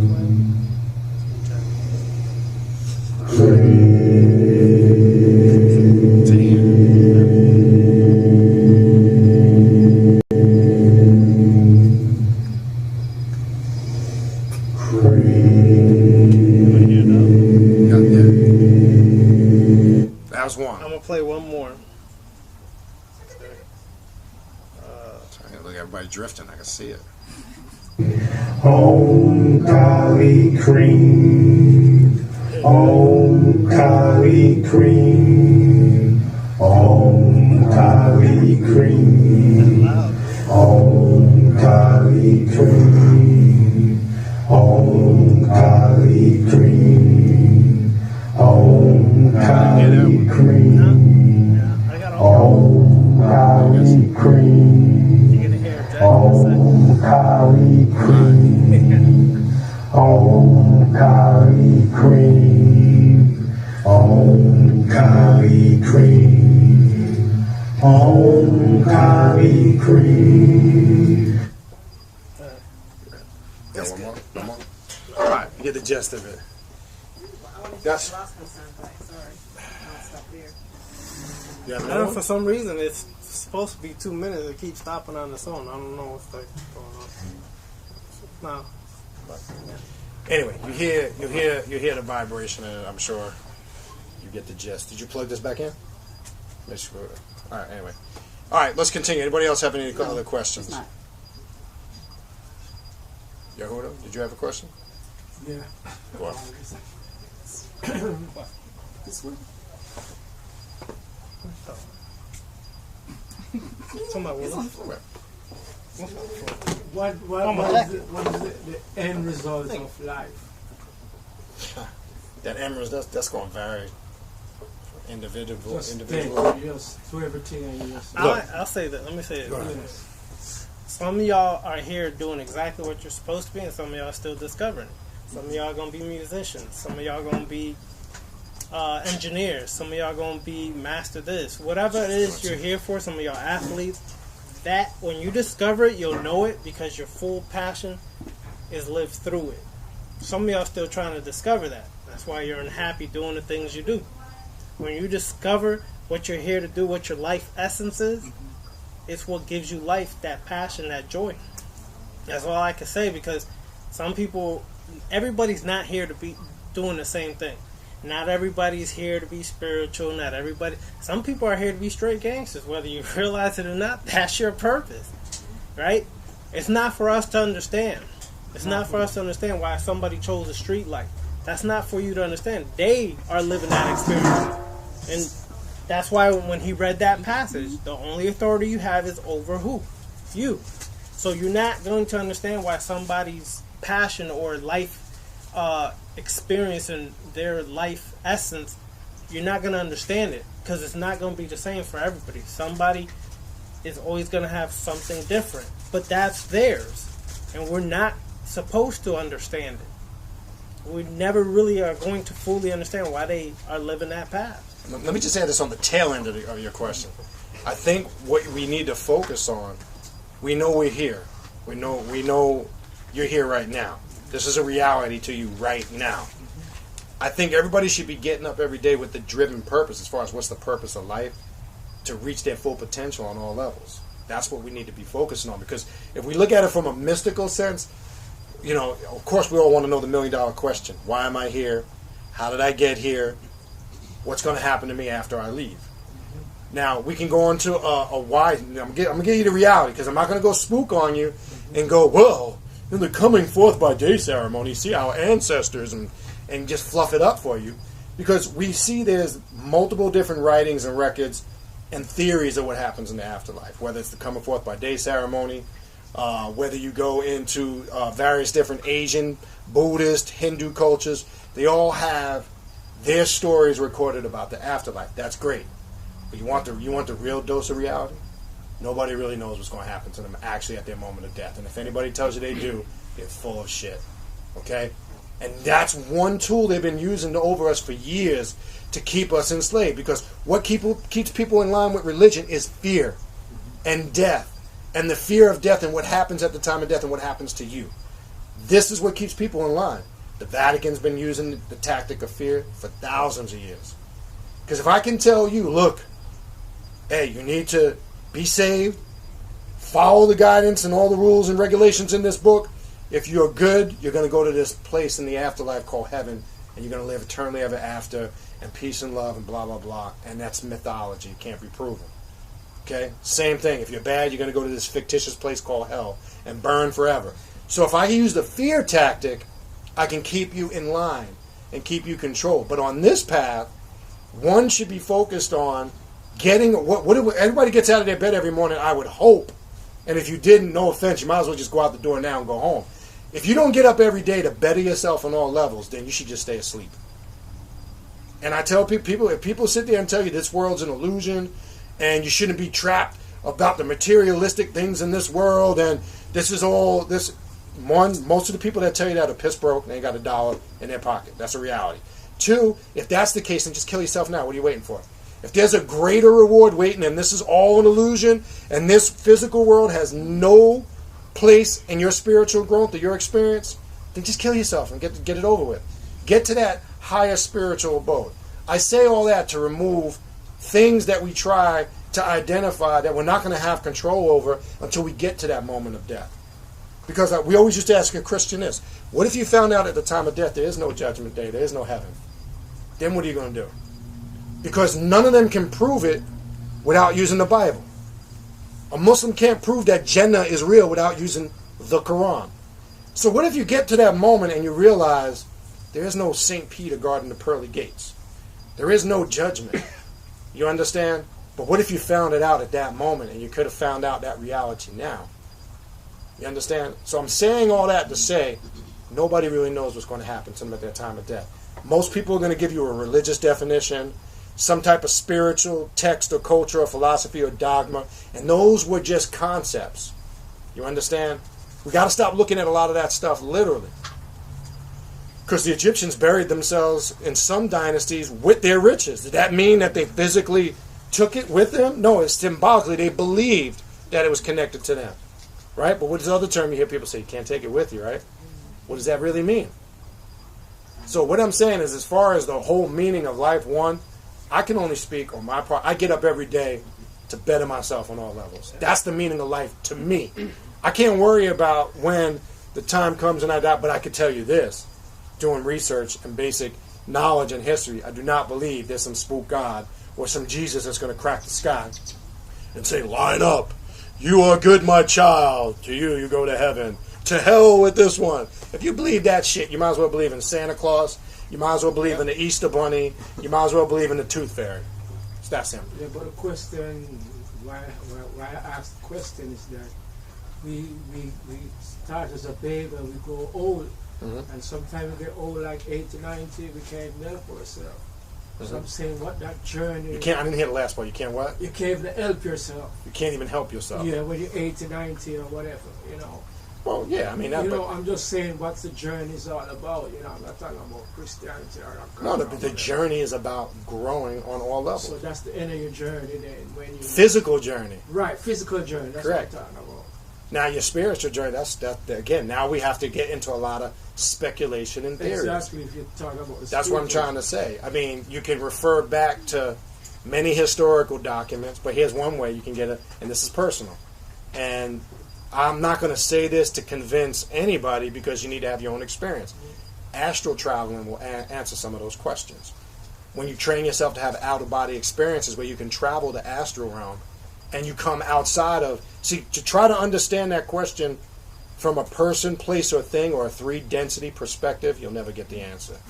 So if you can start training yourself to astrally travel, and I hate to use this word, spiritual realm, because I hate that fucking word, but if you could start tapping in to ancestral realms, spiritual realms, and leaving your body where you're not confound, you start to get a whole different perception of what that afterlife may be. But again, that's personal. So if I sat up here, or Ravana Noon sat up here, and went into an hour's worth of personal experiences, and you said, oh, yeah, that's true, I accept it, we just started a brand new religion called Ravana Noonism. And you were the first recruit. You understand? Right. So, no, your journey definitely doesn't end there. Yeah, Excuse me 1 second. Again, yeah, I gotta grab I'm thinking of... Sorry, I'll be right back. I'm thinking of my dad and my mom, the journey that they took, whether they're Christian or Muslim, and they die physically. What's the end result of that? Yeah, I mean, like Brother Baniti said, everybody at their end, they served their life for what they chose to live it. Whatever, regardless what that is. So it doesn't make a difference if you want to. But if you want to find out the answer, there is a way to meet them. That's why we do some of these rituals. That's why we do the ancestral drumming. That's why we open up the vortex for you to tap in to be able to do that. And then if you learn to astral project, astral travel, you can meet them. That is possible. Okay? But again, why you want to meet them? You might have, just like the question you asked, you might have an answer. They might give you an answer like, yo, this is why. This is why I chose this, or this is what I went through. This, you understand? Yeah. Because there is answers to things. That doesn't mean the answers for everybody. It just might be for you. You understand? But when we work this path, you can find the answers to a lot of the questions you're seeking. You just have to do the work to get there. As opposed to other paths where, you know, Jesus, Allah, if somebody going to do it for you or what. No, you have to do everything yourself here. So now your laziness is tested. You understand what I'm saying? If you have any level of laziness, it's going to be tested because everything starts and ends with you. So if you want to find out answers, I'm not just saying for you, for anybody, if those, because a lot of people have said that and asked that same question, I'm sure of it. But if you want to know, you do the work to master that astral projection, astral travel, you'll get some of those answers. Because it's possible to really get that. But when you get the answer, unfortunately, some people come running back and I just want to advertise to the world and tell everybody this, that. That's not the case. Because that which they revealed to you is specifically for you, not the world. You understand? And that's where people make mistakes. Well, I know what's going to happen in the future. No, your parents, grandparents, whoever you tapped into might have told your future about you, not for everybody. You understand? But life is basically challenging yourself to be greater every day. That's what we live. Especially on this path, we challenge ourselves every day to be greater than yesterday. Because that's all you can do. We don't know what's going to happen from here till we leave here, right? We can assume and we can hope, well, yeah, I'm going to jump in the car, I'm going to do this, and I'm going to get to the house, and you visualize you're sleeping and everything. Well, one wrong turn, one wrong thing, that's it, right? So all you can do is challenge yourself for the time you have to be greater now to get to that next level than you were yesterday. Because nobody's promised tomorrow, and you only live from moment to moment. You understand? We don't live far ahead, although we like to think that. You're only living for now. So while you're here now, embrace this moment in its totality. 100% here. So now, you don't prepare for the future. You can. There's nothing wrong with having goals, short-term, long-term goals, but when you're working on those goals, embrace the moments of everything you're doing to accomplish those goals. Because sometimes people are trying to accomplish this goal here and never started step one, right? They're so far ahead in the future, and I can see me, I'm paid, I got all this money, but they ain't even started step one to even get paid, or start a process or a business plan, anything to get there. You understand? So embrace every moment you're living now in its totality, and each moment brings you closer and closer to accomplishing those goals with less obstacles and less booby traps and things jumping in your way, because you dealt with all that every moment of your day. This is why we always go over in the left-hand path. This path is about challenging yourself, it's about action, and it's about responsibility, self-responsibility. You can only be responsible for yourself, and you can only take action for yourself. Sure, you could try to do action for other people, but it's ultimately still about yourself. You're taking the actions and steps for it. And you challenge only you. You're sure. We can challenge each other. That's good, because sometimes you need an outside challenge, because sometimes we're so stubborn on our own life that somebody has to push you to see your own crap, right? But you still have to take the steps yourself. So in order for life to really be fulfilled and understand it, you got to live it in its totality, not really worrying about what happens when you get to the end. You know why? Because when you get to the end, you'll find out regardless what's going to happen. You know what I'm saying? So you work on yourself every day, enjoy life to the fullest till you get there. That means your goals, your business plans, your rituals, whatever you do, you enjoy all of that process. Because all of it is you. Essentially, your creativity comes out in these things. You understand? Your works, everything's going to manifest. But you only have today. So, what do you do today? When y'all leave here today, what are you going to do? Some of y'all are going to go eat, some of y'all this. But what you take from here is going to stay in your mind. And that process is beginning the work already. Now what you do, a few minutes from that and a few minutes after that determines where you're going to end up. So what you do about thinking for your children or your grandchildren? Like Khalil Gibran said it best, right? This book is awesome. None of it. It's called The Prophet. Yeah. And he said it best. You gave birth to your kids. They came through you as a vessel, but you don't own your kids. You're not your kids. What you can do is be an example for them. You can show them a better way if you feel that's what you want to do. But essentially, it comes a point they're going to do their own things, right? All you can do is be the best understanding person you can be. But at the same time, you're going to have to be stern. You're going to have to be this, right? ultimately, when it comes to a point, they're still going to do what they want to do, right? Mm-hmm. How many of y'all listen to your parents? For a point, you did. There are a lot of things you never listened to your parents about, right? And you ended up in some crap. And it literally, that's what happened. Why? Because there's this part of you that wants to be isolated, that wants to be independent, that wants to figure out things for yourself, not living your life through somebody else's eyes, your parents, your grandparents. You have to live life for you, seeing it through your own eyes, right? And if you're afraid to live life and experience, if you're afraid to be hurt, if you're afraid of all of that, then run. Run somewhere where you can just hide in a mountain and never be in touch with society again or other people. Because essentially you're just running away from yourself, which you really never can, because when you're sitting there, you're going to hear yourself again. The reality is, you can't be afraid of these things. You can't. A lot of people say, I love being single. That might be true to a point. But a lot of people who are single are also failures in relationships. That's why they're single. Okay? That's the other reality they don't admit about themselves. I just love the single life. Really? How does it feel going home alone a lot of times? How do you feel when that bed is empty? You know what I'm saying? I mean, just be real. You got to ask yourself and other people these questions who come up with this crap, right? But the reality is, you're still living for yourself. You're still doing things for yourself, regardless if somebody's there or not. And in the end, you may meet somebody, you guys end up having kids, you raise the kids, then what happens? They leave the household, go to school, whatever, they're on their own now. You can't protect them from everything. You can't stop things from happening. Why? Because it's their experience. And it's what is necessary for them to grow, transform, and reach the level they're supposed to get to. And parents, unfortunately, a lot of times our parents, we try to control everything. Everything these kids do, we want to control it all, and you can't. Listen, there was a psychological study, okay? I study a lot of everything. There's a psychological study. Parents who control their kids psychologically, those kids end up not being able to think for themselves as they get older. They're programmed by their parents to think for themselves.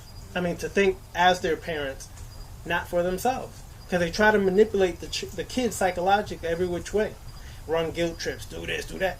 And then that kid doesn't end up thinking for themselves. Then they get mad at the kid. You can't make up your own mind? Hello, who did I learn that from? Who was I programmed? Yeah, you. Now that kid has to work on themselves to try to recondition and reprogram themselves from everything they learn. We can't control kids. We can't. All we can do is be the example, the best example you can be as your own person and master. And if they learn from that, cool. Ultimately, they still got to make choices. Any other questions? Y'all sure? Any other questions? Comments, concerns? Because if not, we can close it up.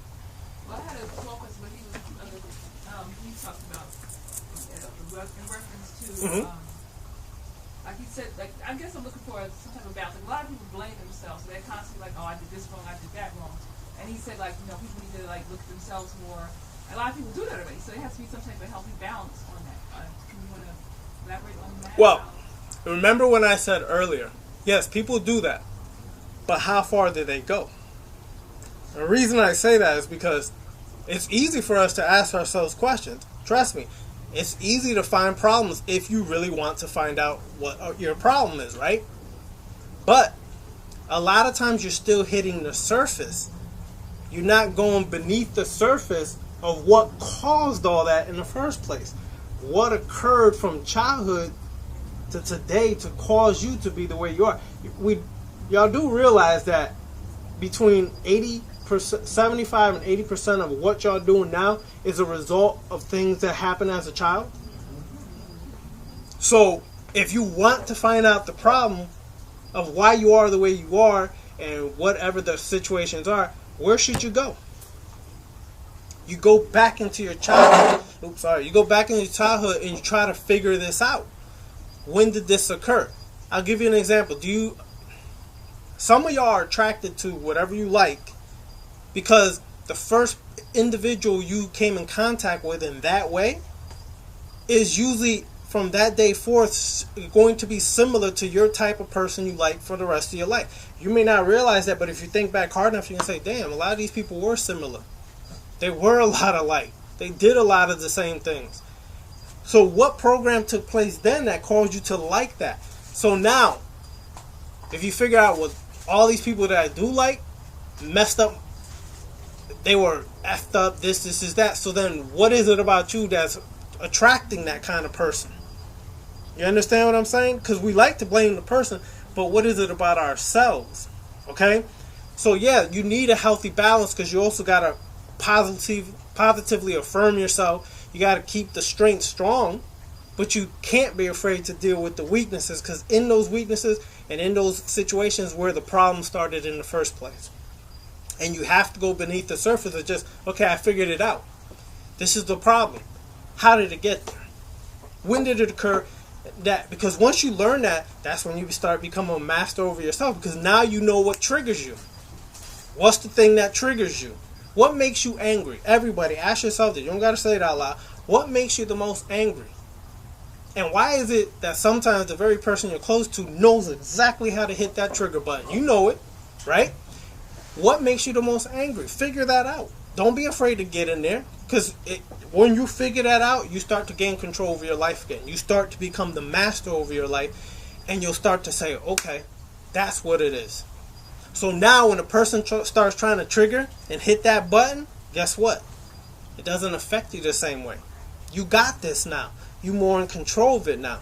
Yeah, quick question on the mantra. Mm-hmm. Cream, K-R-E-E-M. Yes. So that's the Sanskrit? Mm-hmm. Yeah, I used to do that. Yeah. What does it mean again? Hold on, it's in. Got money? Nah. Now, there's an actual chant. There's an actual one for money, and it actually goes Om Kling. That's the one. Om Kling Kalikaye Namaha. It's Om, then Kling, K-L-I-N-G, Kalikaye, right? Get it on the internet. Kalikaye Namaha, and then, so that's the actual mantra you could do for finances. Om Kling Kalikaye Namaha. Okay, a good thing you can get a black candle, a gold candle. If you have a tapestry of Kali or a picture or a statue, right? Put the gold candle on either side. Put the statue or the tapestry of Kali right there. Put the black on the left is usually where I put it, and the gold on the right. And then, because remember, in the West, we synonymously have been associating money with what color? Green. That's not the case all around the world. Y'all do realize that, right? Gold is the real money. Yes, gold is the real money. It's always been gold, right? So what should you use? Gold. That's why they in the ritual with Kali, you really want to get to you hit the gold. You understand? So that's how you work that ritual. Is you gotta be able to tap into that aspect. The mantra itself. What is a mantra? Because I'm sure some of y'all are saying, well, why the heck were we doing that in the first place? Some of y'all may not be aware. A mantra is basically a way to distract your conscious mind. What do I mean by that? Your conscious mind is constantly operating. It operates on senses. The 5 senses: feel, taste, smell, hear, right? All that. So your mind is constantly operating off of what you see, what you feel, so it's distracted. When you do a mantra, you're distracting your conscious mind so you can get into your subconscious and unconscious to reprogram itself to allow the symbolism and the vibration frequencies of the mantra and the symbolism of Kali to reach inside to align you with the possibility of finances. That doesn't mean I'm going to chant for the Powerball. No. Okay? Doesn't happen. What that means is you're aligning yourself for a steady flow of income, which means you may come into contact with people who may be a network.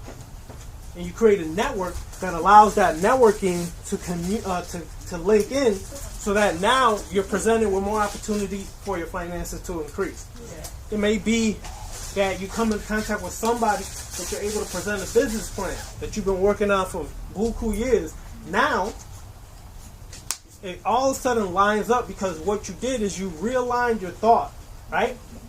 Because your subconscious mind has a way of creating some of your reality.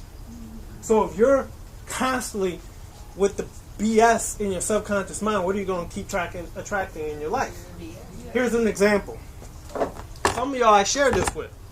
If I'm constantly saying, I can't wait to see you, what does your mind hear?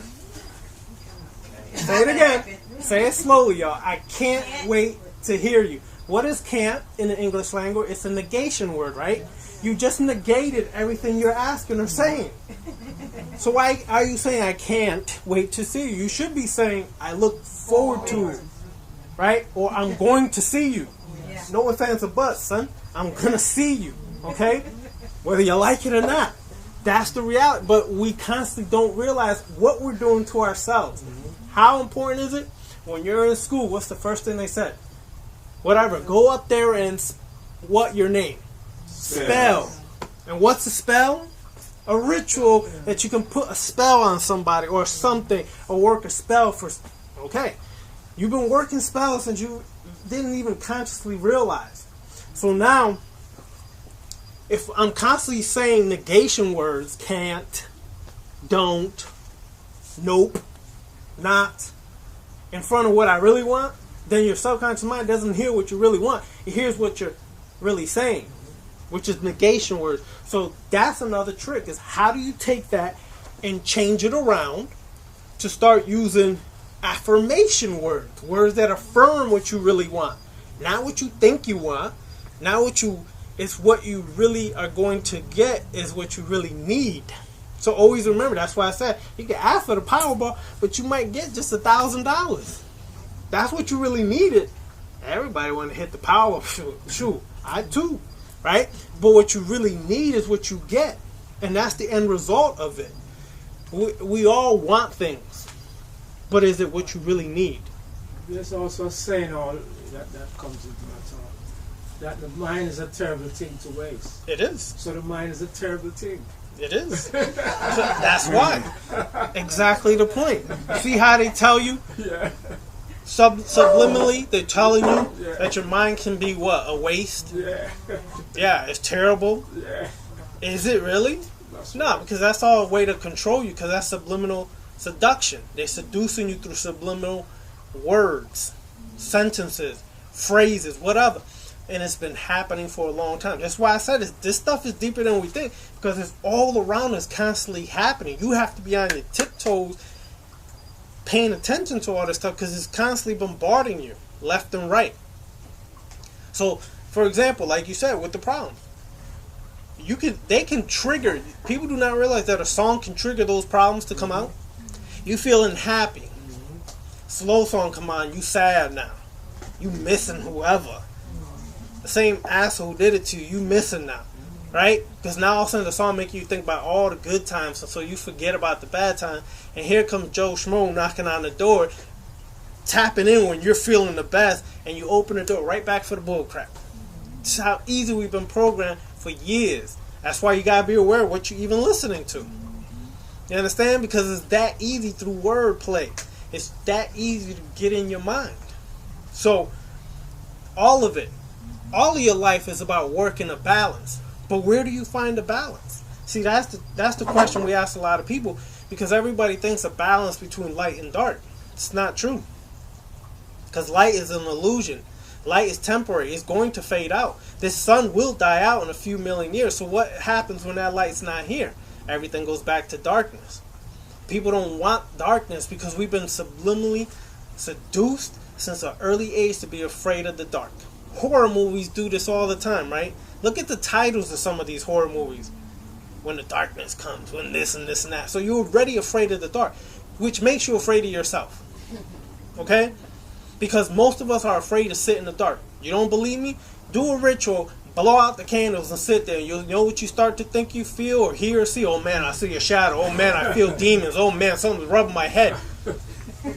Try it. I did it before years ago and I was like, oh, I thought I was so deep, but I'm just a wuss like everybody else. Until you reprogram yourself to stop being afraid of the dark. The dark is not your enemy. What you're afraid of is yourself in the dark and what you've been not trying to hear about yourself, what you have been trying not to deal with about yourself. And that's the part that people don't want to deal with. That's why we did the Kali ritual. That's why we wore all black. Because Kali brings that up, which you've been not wanting to deal with or hiding or not even aware of. Because unless you deal with that, those obstacles are always going to be there. You may think you got it figured out. You on a road to success. Boom, here comes that bump on the road and it all falls apart. Why? Because that obstacle was triggered by that situation and now the blockage came back up. Do you understand what I'm saying? So this is why when it comes to problems, deal with the balance of darkness, going into the part of yourself. Yeah. And when you want to find out about the real light is not this light and this religious light they talk about. It's intellect. It's the intellect about yourself. That's the real light and dark. But you do the work in the dark to bring forth the light, bring forth your real intellect. Those who've ever been initiated, secret societies, organizations, they understand what that means. Masons, Shriners, some people understand that to a point, trust me. Okay? But you do the work in the dark to bring forth your intellect.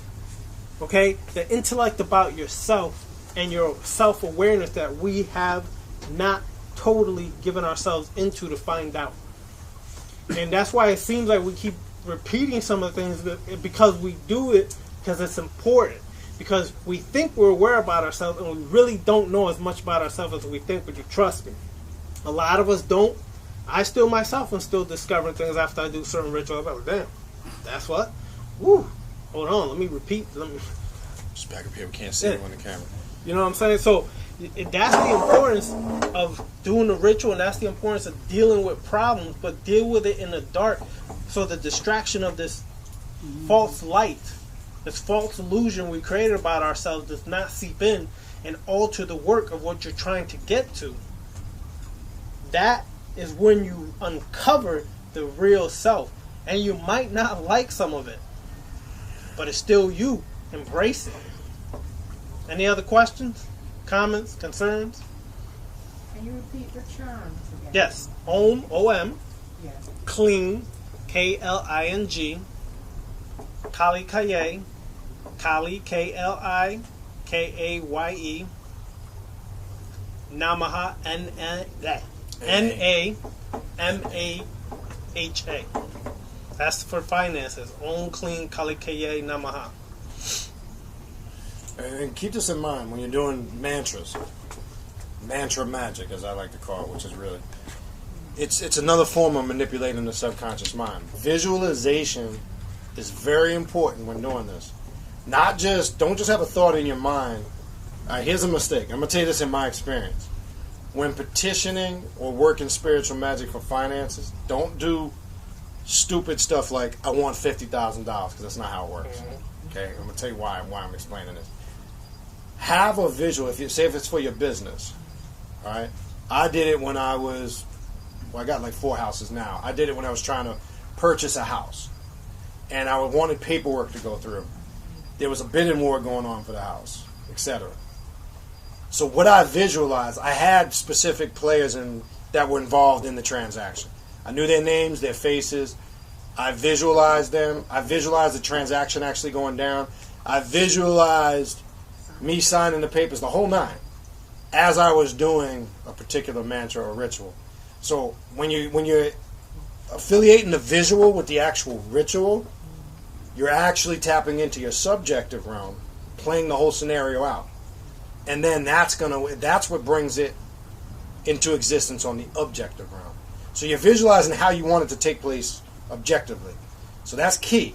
So any ritual you practice, or any ritual you fuel your intent, make sure you're very specific. Because people say, I'm just going to do this ritual for finance, but their mind is blank. They're thinking finance, I want finance, I want. But you need to physically be specific. If it's your business, visualize customers you know that you work with. See them coming and handing you money. You understand what I'm saying? If it's that. If you need a better house, visualize the house. See it in your mind's eye. See you in the house. if it's a better car, whatever it is. I'm just giving you an example. It could be any of those things. This is how you work it on a materialistic level. When they're actually, technically this is lesser black magic. It's not really greater black magic. That's important. So the mantras, when we were doing the mantras last night, we did one to destroy enemies, one for finances, and cream is to invoke the energy of what Kali represents. Mm-hmm. So when you're doing those mantras, that's where your focal point needs to be. Cream is a very powerful one. If you do that and you stay locked in that for a long period of time, I'm telling you, I've done that at my altar, and I can't even explain to you here in words that what's happened. You get taken places, stuff happens, where you feel like you were taken and you were gone for eons, and it turns out you were really only gone for 10, 15 minutes. But when you break that time barrier, when there's no such thing as time, what we know as time now, so minutes, seconds, hours, that's all illusionary when you break that person, place, or thing barrier. So your focus and your intent is very important when we do these rituals. And we're going to intensify it as we go down the road. Look, man, I'm telling you this, we've only scratched the surface, man. We haven't really done anything yet. But we think the proper way to do it is to just start and slowly build it up. Because, believe me, we'd like to take you like Kali and just...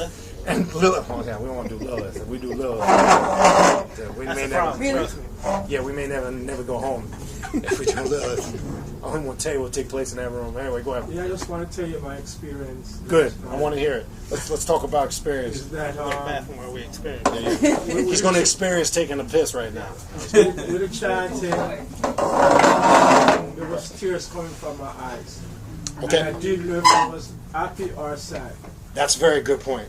Say it again. Anything else you want to add? But go ahead. No, that's it. The tears was coming down my eyes. Yes, it was you. I was thinking of if I was sad or if I was happy, why the tears was coming down. I'm going to tell you this, and the sister Jen had the same thing she went through last night. It was a combination of everything, both. The reason why you couldn't identify it, what happens is, like when we were doing the cream chant, similar experience. When we were doing the cream chant, I was just reflecting back on jumping everywhere from childhood to present. It brings an influx of emotion. So the reason why you've identified it by not identifying it, if that makes sense. The reason why you couldn't clearly say it was happiness or clearly say it was sadness was simply due to the fact you were experiencing both at the same time. Influx. When you get an influx of both emotions, that's kind of the result. People will say, I don't know, I'm so emotional, and I became emotional and tears came down, but they can't specifically identify it. So everything was coming to the surface, good and bad. Now, here's the deep thing. You really want the answer to that question? What you need to do is you can take yourself back to that moment. When you get a chance to go whatever sacred space you go to, lock yourself back into the moment. Relax. Visualize yourself being back at the ritual. Focus, though, but this time with the thought in your mind, you want clarity on what you were feeling. And believe me, it's going to come to you in detail and in depth. So that's something you can do privately. And if anybody's had that similar experience that they can't identify specifically what happened to them, I told you. Remember what I said yesterday? You might this is going to be something that can resonate with you from weeks to months out. You might get something from what you did last night 2, 3, 4, 5 months from now. That's how this works. You understand? Because a lot of stuff happened last night that you were conscious of and not conscious of. That's what I'm trying to tell you. When we did the last chant, and I had to really restrain myself from tearing the room up with the knife, because the last chant is more of a warrior aspect of Kali, and I literally felt like going to war, and that's the energy that came over. And the war was with myself, but everything that came to the surface was stuff that I needed to be expressed. And that's why the implements, that's why we wanted to be clear on explaining the symbols of what the ritual represents. Because, believe it or not, them symbols, whether you're aware of it or not, are constantly projecting consciousness to your subconscious mind. That's why the pesket knife, the trident, all those symbols are bringing all of that out. And that's why symbols are very important, because they're constantly projecting consciousness to your subconscious mind. So you're going to get a lot of that experience. We got some other stuff planned for down the road with other archetypes, and they're all going to have a different energy. You're going to be able to apply them to you how you see fit. You understand? because everybody's going to get a different experience based on where they're at in their life and what they're going through. So that's okay. Like for an example, what we want to take, Sekhmet would be that'd be intense. So you want to say something? Oh, okay. That's going to be a lot of people are going to when working with that particular archetype. A lot of people are going to be very angry with themselves. And I'm saying angry with themselves because they're going to be mad because a lot of things that they realize that they might have pushed under the rug. I'm not just talking about things about themselves, but scenarios and situations. They're going to be pissed at themselves because they knew what they should have did at that time, but they did not do it. Sekhmet brings all that to the surface. And then comes with an energy like, look, what the hell's wrong with you? Stupid. You know this. Boom. And then you're going to be like, damn. So what we want to teach as we do these rituals, people to understand what the archetype is, what it represents, and how to work with it. Not worship it. Let me say that again. What the archetype is, what it represents, how to work with it, but not worship it. It's different. Because we're not praying to anything. Because when you start to do that, we're back to the same old thing that got us here in day one. Okay? You can't say you're a god or a goddess and you worship something. Go ahead, Sophie. That's entirely up to you. But I do recommend this. Again, understand with this path, there's no right or wrong way. Whatever your intuition suggests, do it. But this is what I do represent because in your spirit... I'm sorry, represent. What was that?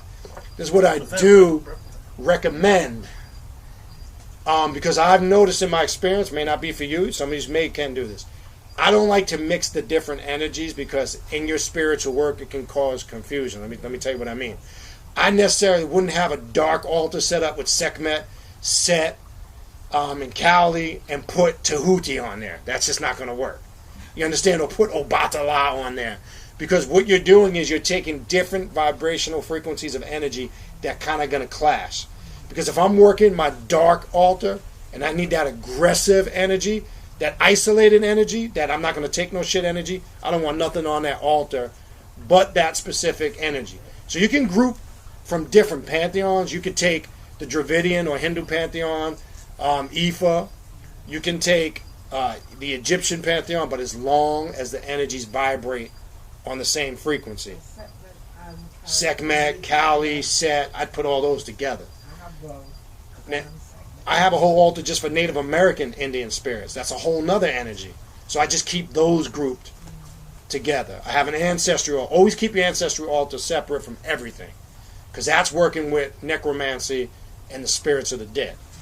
And that's an important part. We're going to do that's our next thing we're going to tackle. A whole series on ancestral worship and how it connects to the left-hand path.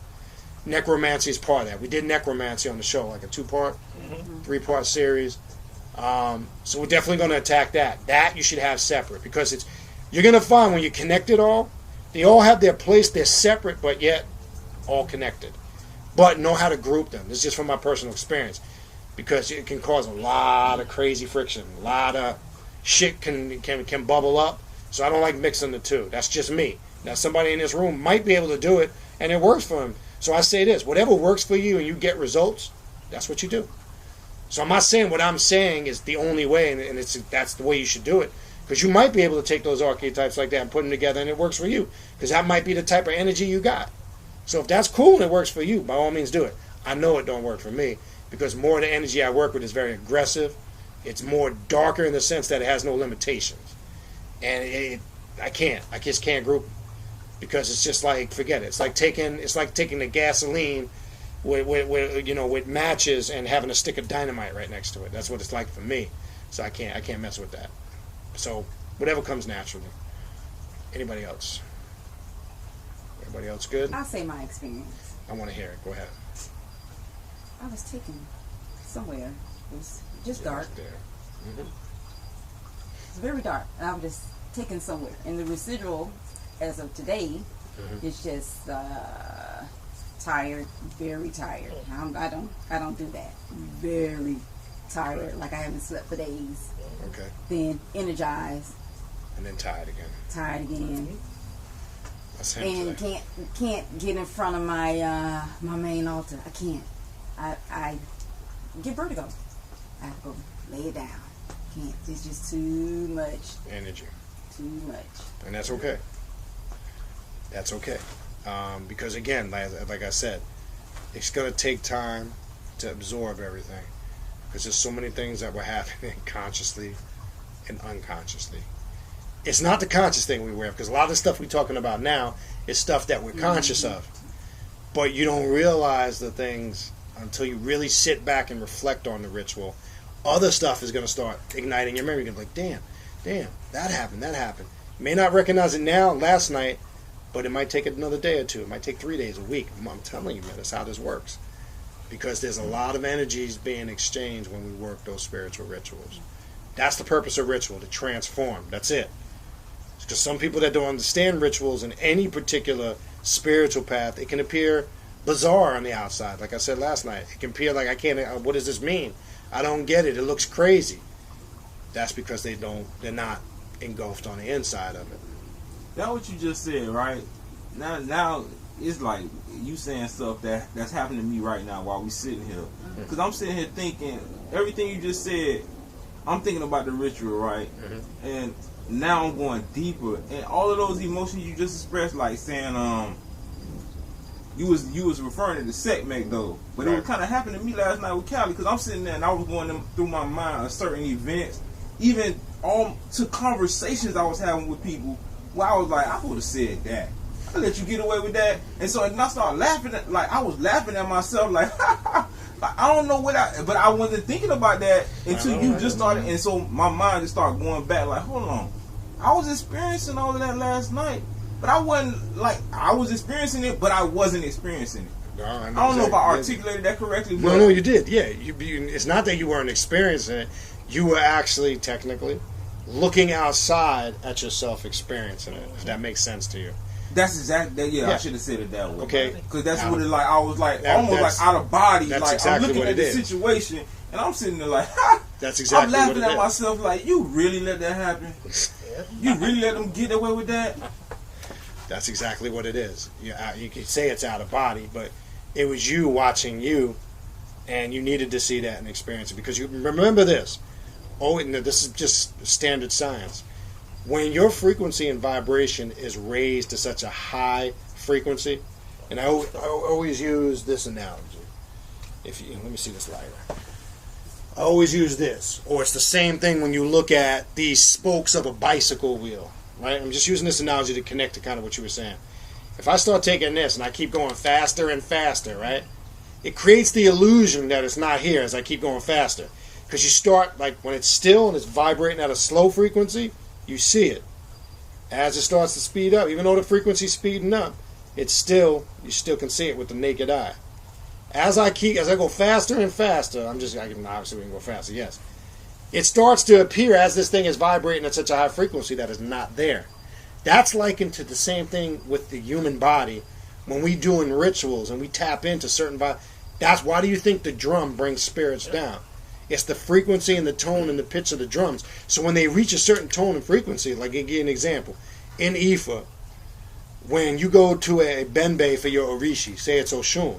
Like if somebody started playing the Oshun bembe right now, I would go into the dance and my vibration and frequency would tap into that energy. And then the energy that Oshun represents would come down and mount you. And you would take on the attributes of Oshun. Do you understand that? Mm-hmm. It's the same thing with Kali last night. That's why you do the mantras, because the mantras tie into her vibration, her frequency. That's why the drums were played to certain pitches, because as you start to focus in on all of that's going on, your vibration and your frequency is starting to speed up at such a high rate. So you start having all these different experiences as you described.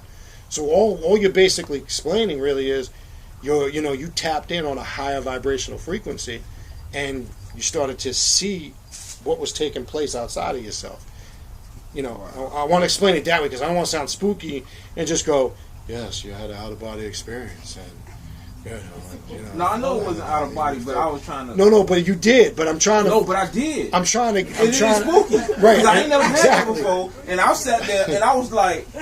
I started beating that drum like I was going crazy. Like, I know... Boy, I you knew was I was beating beating the that drum, but I didn't know I was Let me beating tell the you drum. something, man. You was beating that drum like some hoe when you were a pimp and she owed you money. You see what I'm saying? I'm trying to tell you because I was bored. Well, you was beating that drum. But boy. my mind wasn't even there though. I was doing the motion and the action, but I wasn't thinking about beating no drum. That's Right. Because the drums alter your state of consciousness. Remember I said when you do this, your normal state of consciousness, It's altered. the mantras and the beat rhythms of the drum alters that. It gets you past your normal consciousness that you're used to. So now it's like you're vibrating faster. Your body's expanding. Everything is happening at once. So now you're looking at everything from not these normal senses. Remember I said the smell, touch, that's normal consciousness. You just bypassed all that when your vibrations were increased because of the drums, the frequency, the mantras. So you experience all kinds of things that you don't have a normal language for because it's not a normal experience. It is just that. It's an altered state of consciousness where you can experience seeing yourself from outside in, inside, all kinds of ways. Because you're no longer thinking or feeling or looking, smelling, seeing everything like you normally do. That's right. That's why drumming has been used in most ancient and even present cultural indigenous groups around the world. Because it is a trance. You go into a literal trance. That's what happened when I saw you. When you was banging that drum, you went into a trance. A trance state, you do not remember anything that happened before you got there. All you know is you're banging, banging, banging. Okay? When I went to one of the misas before, right, and we did drum rituals and stuff, it happened to me. I'm thinking, oh, I'm cool. Ain't nothing gonna happen to me. You know what I'm saying? So our madrina calls me up. You know what I'm saying? She takes the herbs, cleanse me, do this. She starts spinning me. I'm like, I'm still cool. Next thing you know, boom, Ubatala. I'm over here doing his old school dance, you know, because he bends over and dances like he's an old crippled dude. Yep. That's hit me. I never in my life ever had experienced that. And what it felt like was complete darkness. It's hard to explain because that's the only way I can. Complete darkness and everything's like vibrating fast. And it just felt like all this energy is just like hitting you. And all you can do is like, well, how the hell I got here? Because when I stopped, I didn't even realize I was down. Then he broke into a dance like Crazy Legs from New York City Breakers. That's right. Put my hat to the side, went off. But on that note, before we move on, now here, what we're talking about now, if the conscious community would realize, you want to know what the solution is? Everything we're talking about tonight. Not protesting, not attacking it physically. Their biggest fear is us getting together on mass levels, doing the things that we're talking about tonight. Yep. They don't care. You can protest all you want. You can get up there and get on YouTube and complain about what the devil and the white man has done to you. They don't care about that. They say, let them do it. Because you're still doing it. You can go to D.C. and have all the marches you want. They have, at the Armory, right up the block like they did the last time, they have the riot gear waiting. They have backup waiting just in case you get out of line. But they'll let you have that because that's not going to do anything. And they know that. I told you, if 1 million of us gathered on D.C. and 1 million drummers gathered, we'd fuck up this whole planet, literally. They'd run in fear. Because their biggest fear is you tapping into your power. Not just of your ancestors, but your own power. See, when you start talking this information, self-empowerment, they're not having this shit. But when you want to talk about all that religion and all that race, and we got to unite, and back in Africa, see, that's the other problem, the other disease that people have. It's a back-in-the-day-itis. I keep telling people that. I don't want to sit in lectures no more and listen to how great we used to be back in the day. Because that's a waste of time to me. What about now in 2017? Let's talk about how does that apply right now in 2017? I don't want to talk about none of that stuff no more. Because we talked about it for over 20-something years and it didn't get us nowhere. That's the whole point. This is what they fear. If everybody tapped into their potential and worked this on a wide scale level, what do we always say? Any time in history when you go back and there was a great battle or war, what was done first before the war? Ritual, chanting, some type of ritual or some type of chanting or spiritual thing before they went to war. This is the problem we have today. We want to go to war, but we're not prepared spiritually. Okay, you got fools talking you. There's going to be Armageddon, and you're going to overcome. We're going to be a race war, and we're going to destroy all blacks and Latinos are going to get together and destroy all white folks. Yeah, really? You got to have money and weapons to go to war. What fucking weapons do we have? Yep. This animal got nuclear weapons, tanks, militaries. So what we gonna do? Go to the streets without 38s, out 45s, and out 9 Glocks and out rifles? He's gonna laugh at you. Thank you. You sending me to a gunfight with a butter knife? That's not realistic. Those are people we got to stay away from because they're taking us to our death. I know cats for 20-something years. He knows cats. They've been talking this militant shit for years, and I've been telling them, what are you waiting for? If you got a reason to do some militant shit, now is your time. Because Trump seems to be that's the goal, all green light. You want to know why none of those fools will do anything? Because they're waiting for somebody else to come and do it for them so then they can jump in and follow.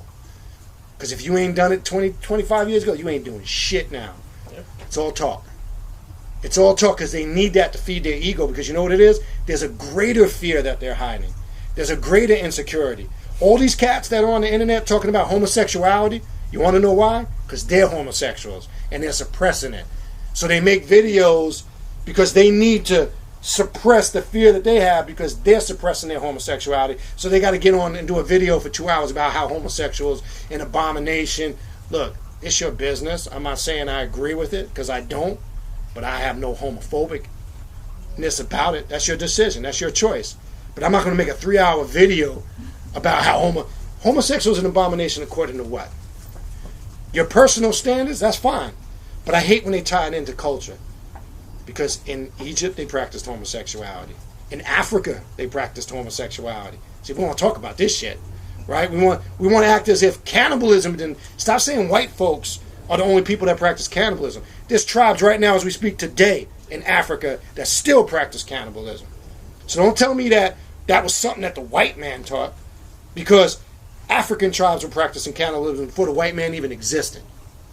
Talk to me about that shit. Okay? See, we don't want to talk about that part of Africa. Everybody identifies with what's nice. Egypt, the pyramids, everything that they know that makes them feel comfortable and worldly, just like they do here in the United States of America. Half of these people here wouldn't be able to survive in Africa. What do you think, you're going to get on a plane and go find a job in Africa? If you ain't bringing nothing over there to that economy, they ain't accepting you because they feel like you're taking from them. How do we know? Because we've traveled to all those places. Same way people feel people are taken from you here as immigrants, they feel the same about you there. You want to know the most Christian country? You ever been to Liberia? You want to see more? You think we're spooked out Christian here? They're hardcore Christians there. More hardcore than you've ever seen anywhere. You want to see hardcore Muslims worse than Arabs? Go to Nigeria. Yep. These are African countries that have been colonized and have now taken on these religions. What do you think? You're going to go to Africa and speak? We get shot and killed the way we're speaking right now. There's no religious freedom over there. People, so I tell people, it's about going back to the motherland. Where you going? I'll buy you a ticket because now we can get rid of you. Because now that's one less fool we got out of the way. That's it. It's that simple. Because that's not a reality. That's the shit we got to get away from. Okay. God's found that out. Yeah. Now, look at back most deaf. He's finding it out right now. He's going through it right now. He's finding it out right now. You ain't coming back now. What about the Moorish thing? They say, look, this America's originally ours. So that's the only thing I agree with the Moors. I ain't going nowhere. I'm staying my ass right here in America. Because if you think that is worse or terrible here, it's 50 times worse in those places. You can't even express yourself the way we expressing ourselves now. So that's another pie in the sky illusion that they've been selling us for years. We're going to go back to Africa and we're going to be on our own land and we're going to be living in harmony. Bullshit. Okay? That's not a reality. Okay? Why do we want to be everything and do everything other than who we are, where we're at? I don't understand that. What's the chances that anybody in this room is going to end up their life in Africa? What's the chance? Maybe 1, 2 years in here, maybe, if at that, and that's probably pushing it. So why are you living a false illusion? But why the Chinese are taking over Africa, Ethiopia and stuff like that? They're Chinese, the Arabs. The Arabs, that's been going on for years now. So why the black can't do it too? But even on that, When I'm not saying they can't do it, what I'm saying is we got to stop painting it as if that's a solve all. That's all I'm saying. If your thing is, let me give you an example. If you're going to Ghana, right? Say you say I'm going to move to Ghana, okay? How the Ministry of Tourism works there. If you're going as an individual, that's one thing. If you're going as a collective group, say a group got together, and you say we want to purchase some land here in Ghana. They want to know what is your plans, what are you bringing to the economy, why are you coming there? You understand? Because if you're not contributing to their economy, they look at you as taking from their economy. You understand what I'm saying? I'm saying this because the reason why the Chinese and the Arabs go there, because they open up businesses. They put money into the country. That's what I'm saying. We should do that too, you know. But then what? But why? What I'm saying is, you're saying, why can't we do that here? That's what I'm saying. We can do that here, right? Yeah, we could do it here. That's what I'm saying. So I'm not saying. So they could do it in China. No, you could do it anywhere. Is what I'm saying. All I'm saying is, let's not. I think we get caught up because we're saying it's in Africa that's a fix-all. That's not what I'm saying. It can be done. What I'm saying is, it can be done there. It can be done here. It can be done in Puerto Rico. It can be done in the Caribbean. What I'm saying is, we got to focus on what we do have in front of us. That's all I'm saying. So yes, it can be done because you just proved it. The Chinese have done it. The Arabs have done it. And then not only do they do it in Africa, let me give you an example. St. Croix. Jamaica too. Chinese build highways in Jamaica. Right. The first time I went to St. Croix in 1992, okay, I couldn't believe how many Syrians owned majority of the businesses in St. Croix. Jamaica too. Yeah. You go downtown St. Christianstead. Everything is owned by these Syrians. They control the tourists, and you go there today, the supermarkets. Yep. Everything. So I'm saying it can be done anywhere. That's all I'm saying. It can be done anywhere. Anything else? You good? All right. We're going to wrap it up. We do have some books here. I mean, feel free to look. There's some incense. There's some oil here. Please don't ask what book to read. I hate that question. Just go with your instinct. If you see a book, there's a lot of books on Egypt, the symbolisms of Egypt. This is just real quick. This book, The Chaos Point, this deals a lot with the Akasha records, some of the stuff that you were talking about earlier, out of body experiences, tapping into the psyche, the subconscious mind. A really good book. There's some The Spell in the Midst on Egypt. I'm just going to quick to go through them. Jesus, Last of the Pharaohs. It's not religious at all, but it kind of ties in and dispels all the myths of all that nonsense we were talking about earlier. That's another good book. Holy Grail, if your interest is masonry, some of the mystical orders, there's some books on witchcraft and magic over here. Stargate Conspiracy, kind of talking about some of the stuff we were talking about earlier. If you're a real space cadet, there's some UFO books over there that you can get really, super spacey. This is a really good book because this goes pre-Egypt, The Land Before the Pharaohs. If you haven't read this book, this is an excellent book because it goes back to a lot of the sciences and symbolisms of Egypt, construction of the pyramids, a lot of the rituals. This is a really good book. If this is your thing here, Tantric Yoga. Gets a little bit into some sexual stuff, if that's your thing. There's some books on tarot here, if that's your thing. And this is a really good book right here, too, The Lost Technologies of Ancient Egypt. This is an excellent book. It breaks down specifics about why the temples were built, how they were built, and again, it gets into some of the rituals that took place in a lot of the Egyptian temples. This might be a little spooky for some people. The jinn, as you know, Arabic in the Quran, again, it goes well beyond that. It tells you what the jinn were, what kind of entities they were, how you actually work with them. The Quran mentions them as smokeless fire, which is religious. It dispels that myth on what demons and jinns are, because remember, I told people, look up the etymology of that word. We talked about it on the show. The spelling D-E-M-O-N-S is something that was grafted during the time of monotheism, the Abrahamic religions. When you hear that word demons, that's the word that they identify with being evil and possession and all that. It was originally spelled D-A-E-M-O-N-S from the Greek. And all the word demon means is highly superior intelligent being. All you got to do is go look up the origin of the word.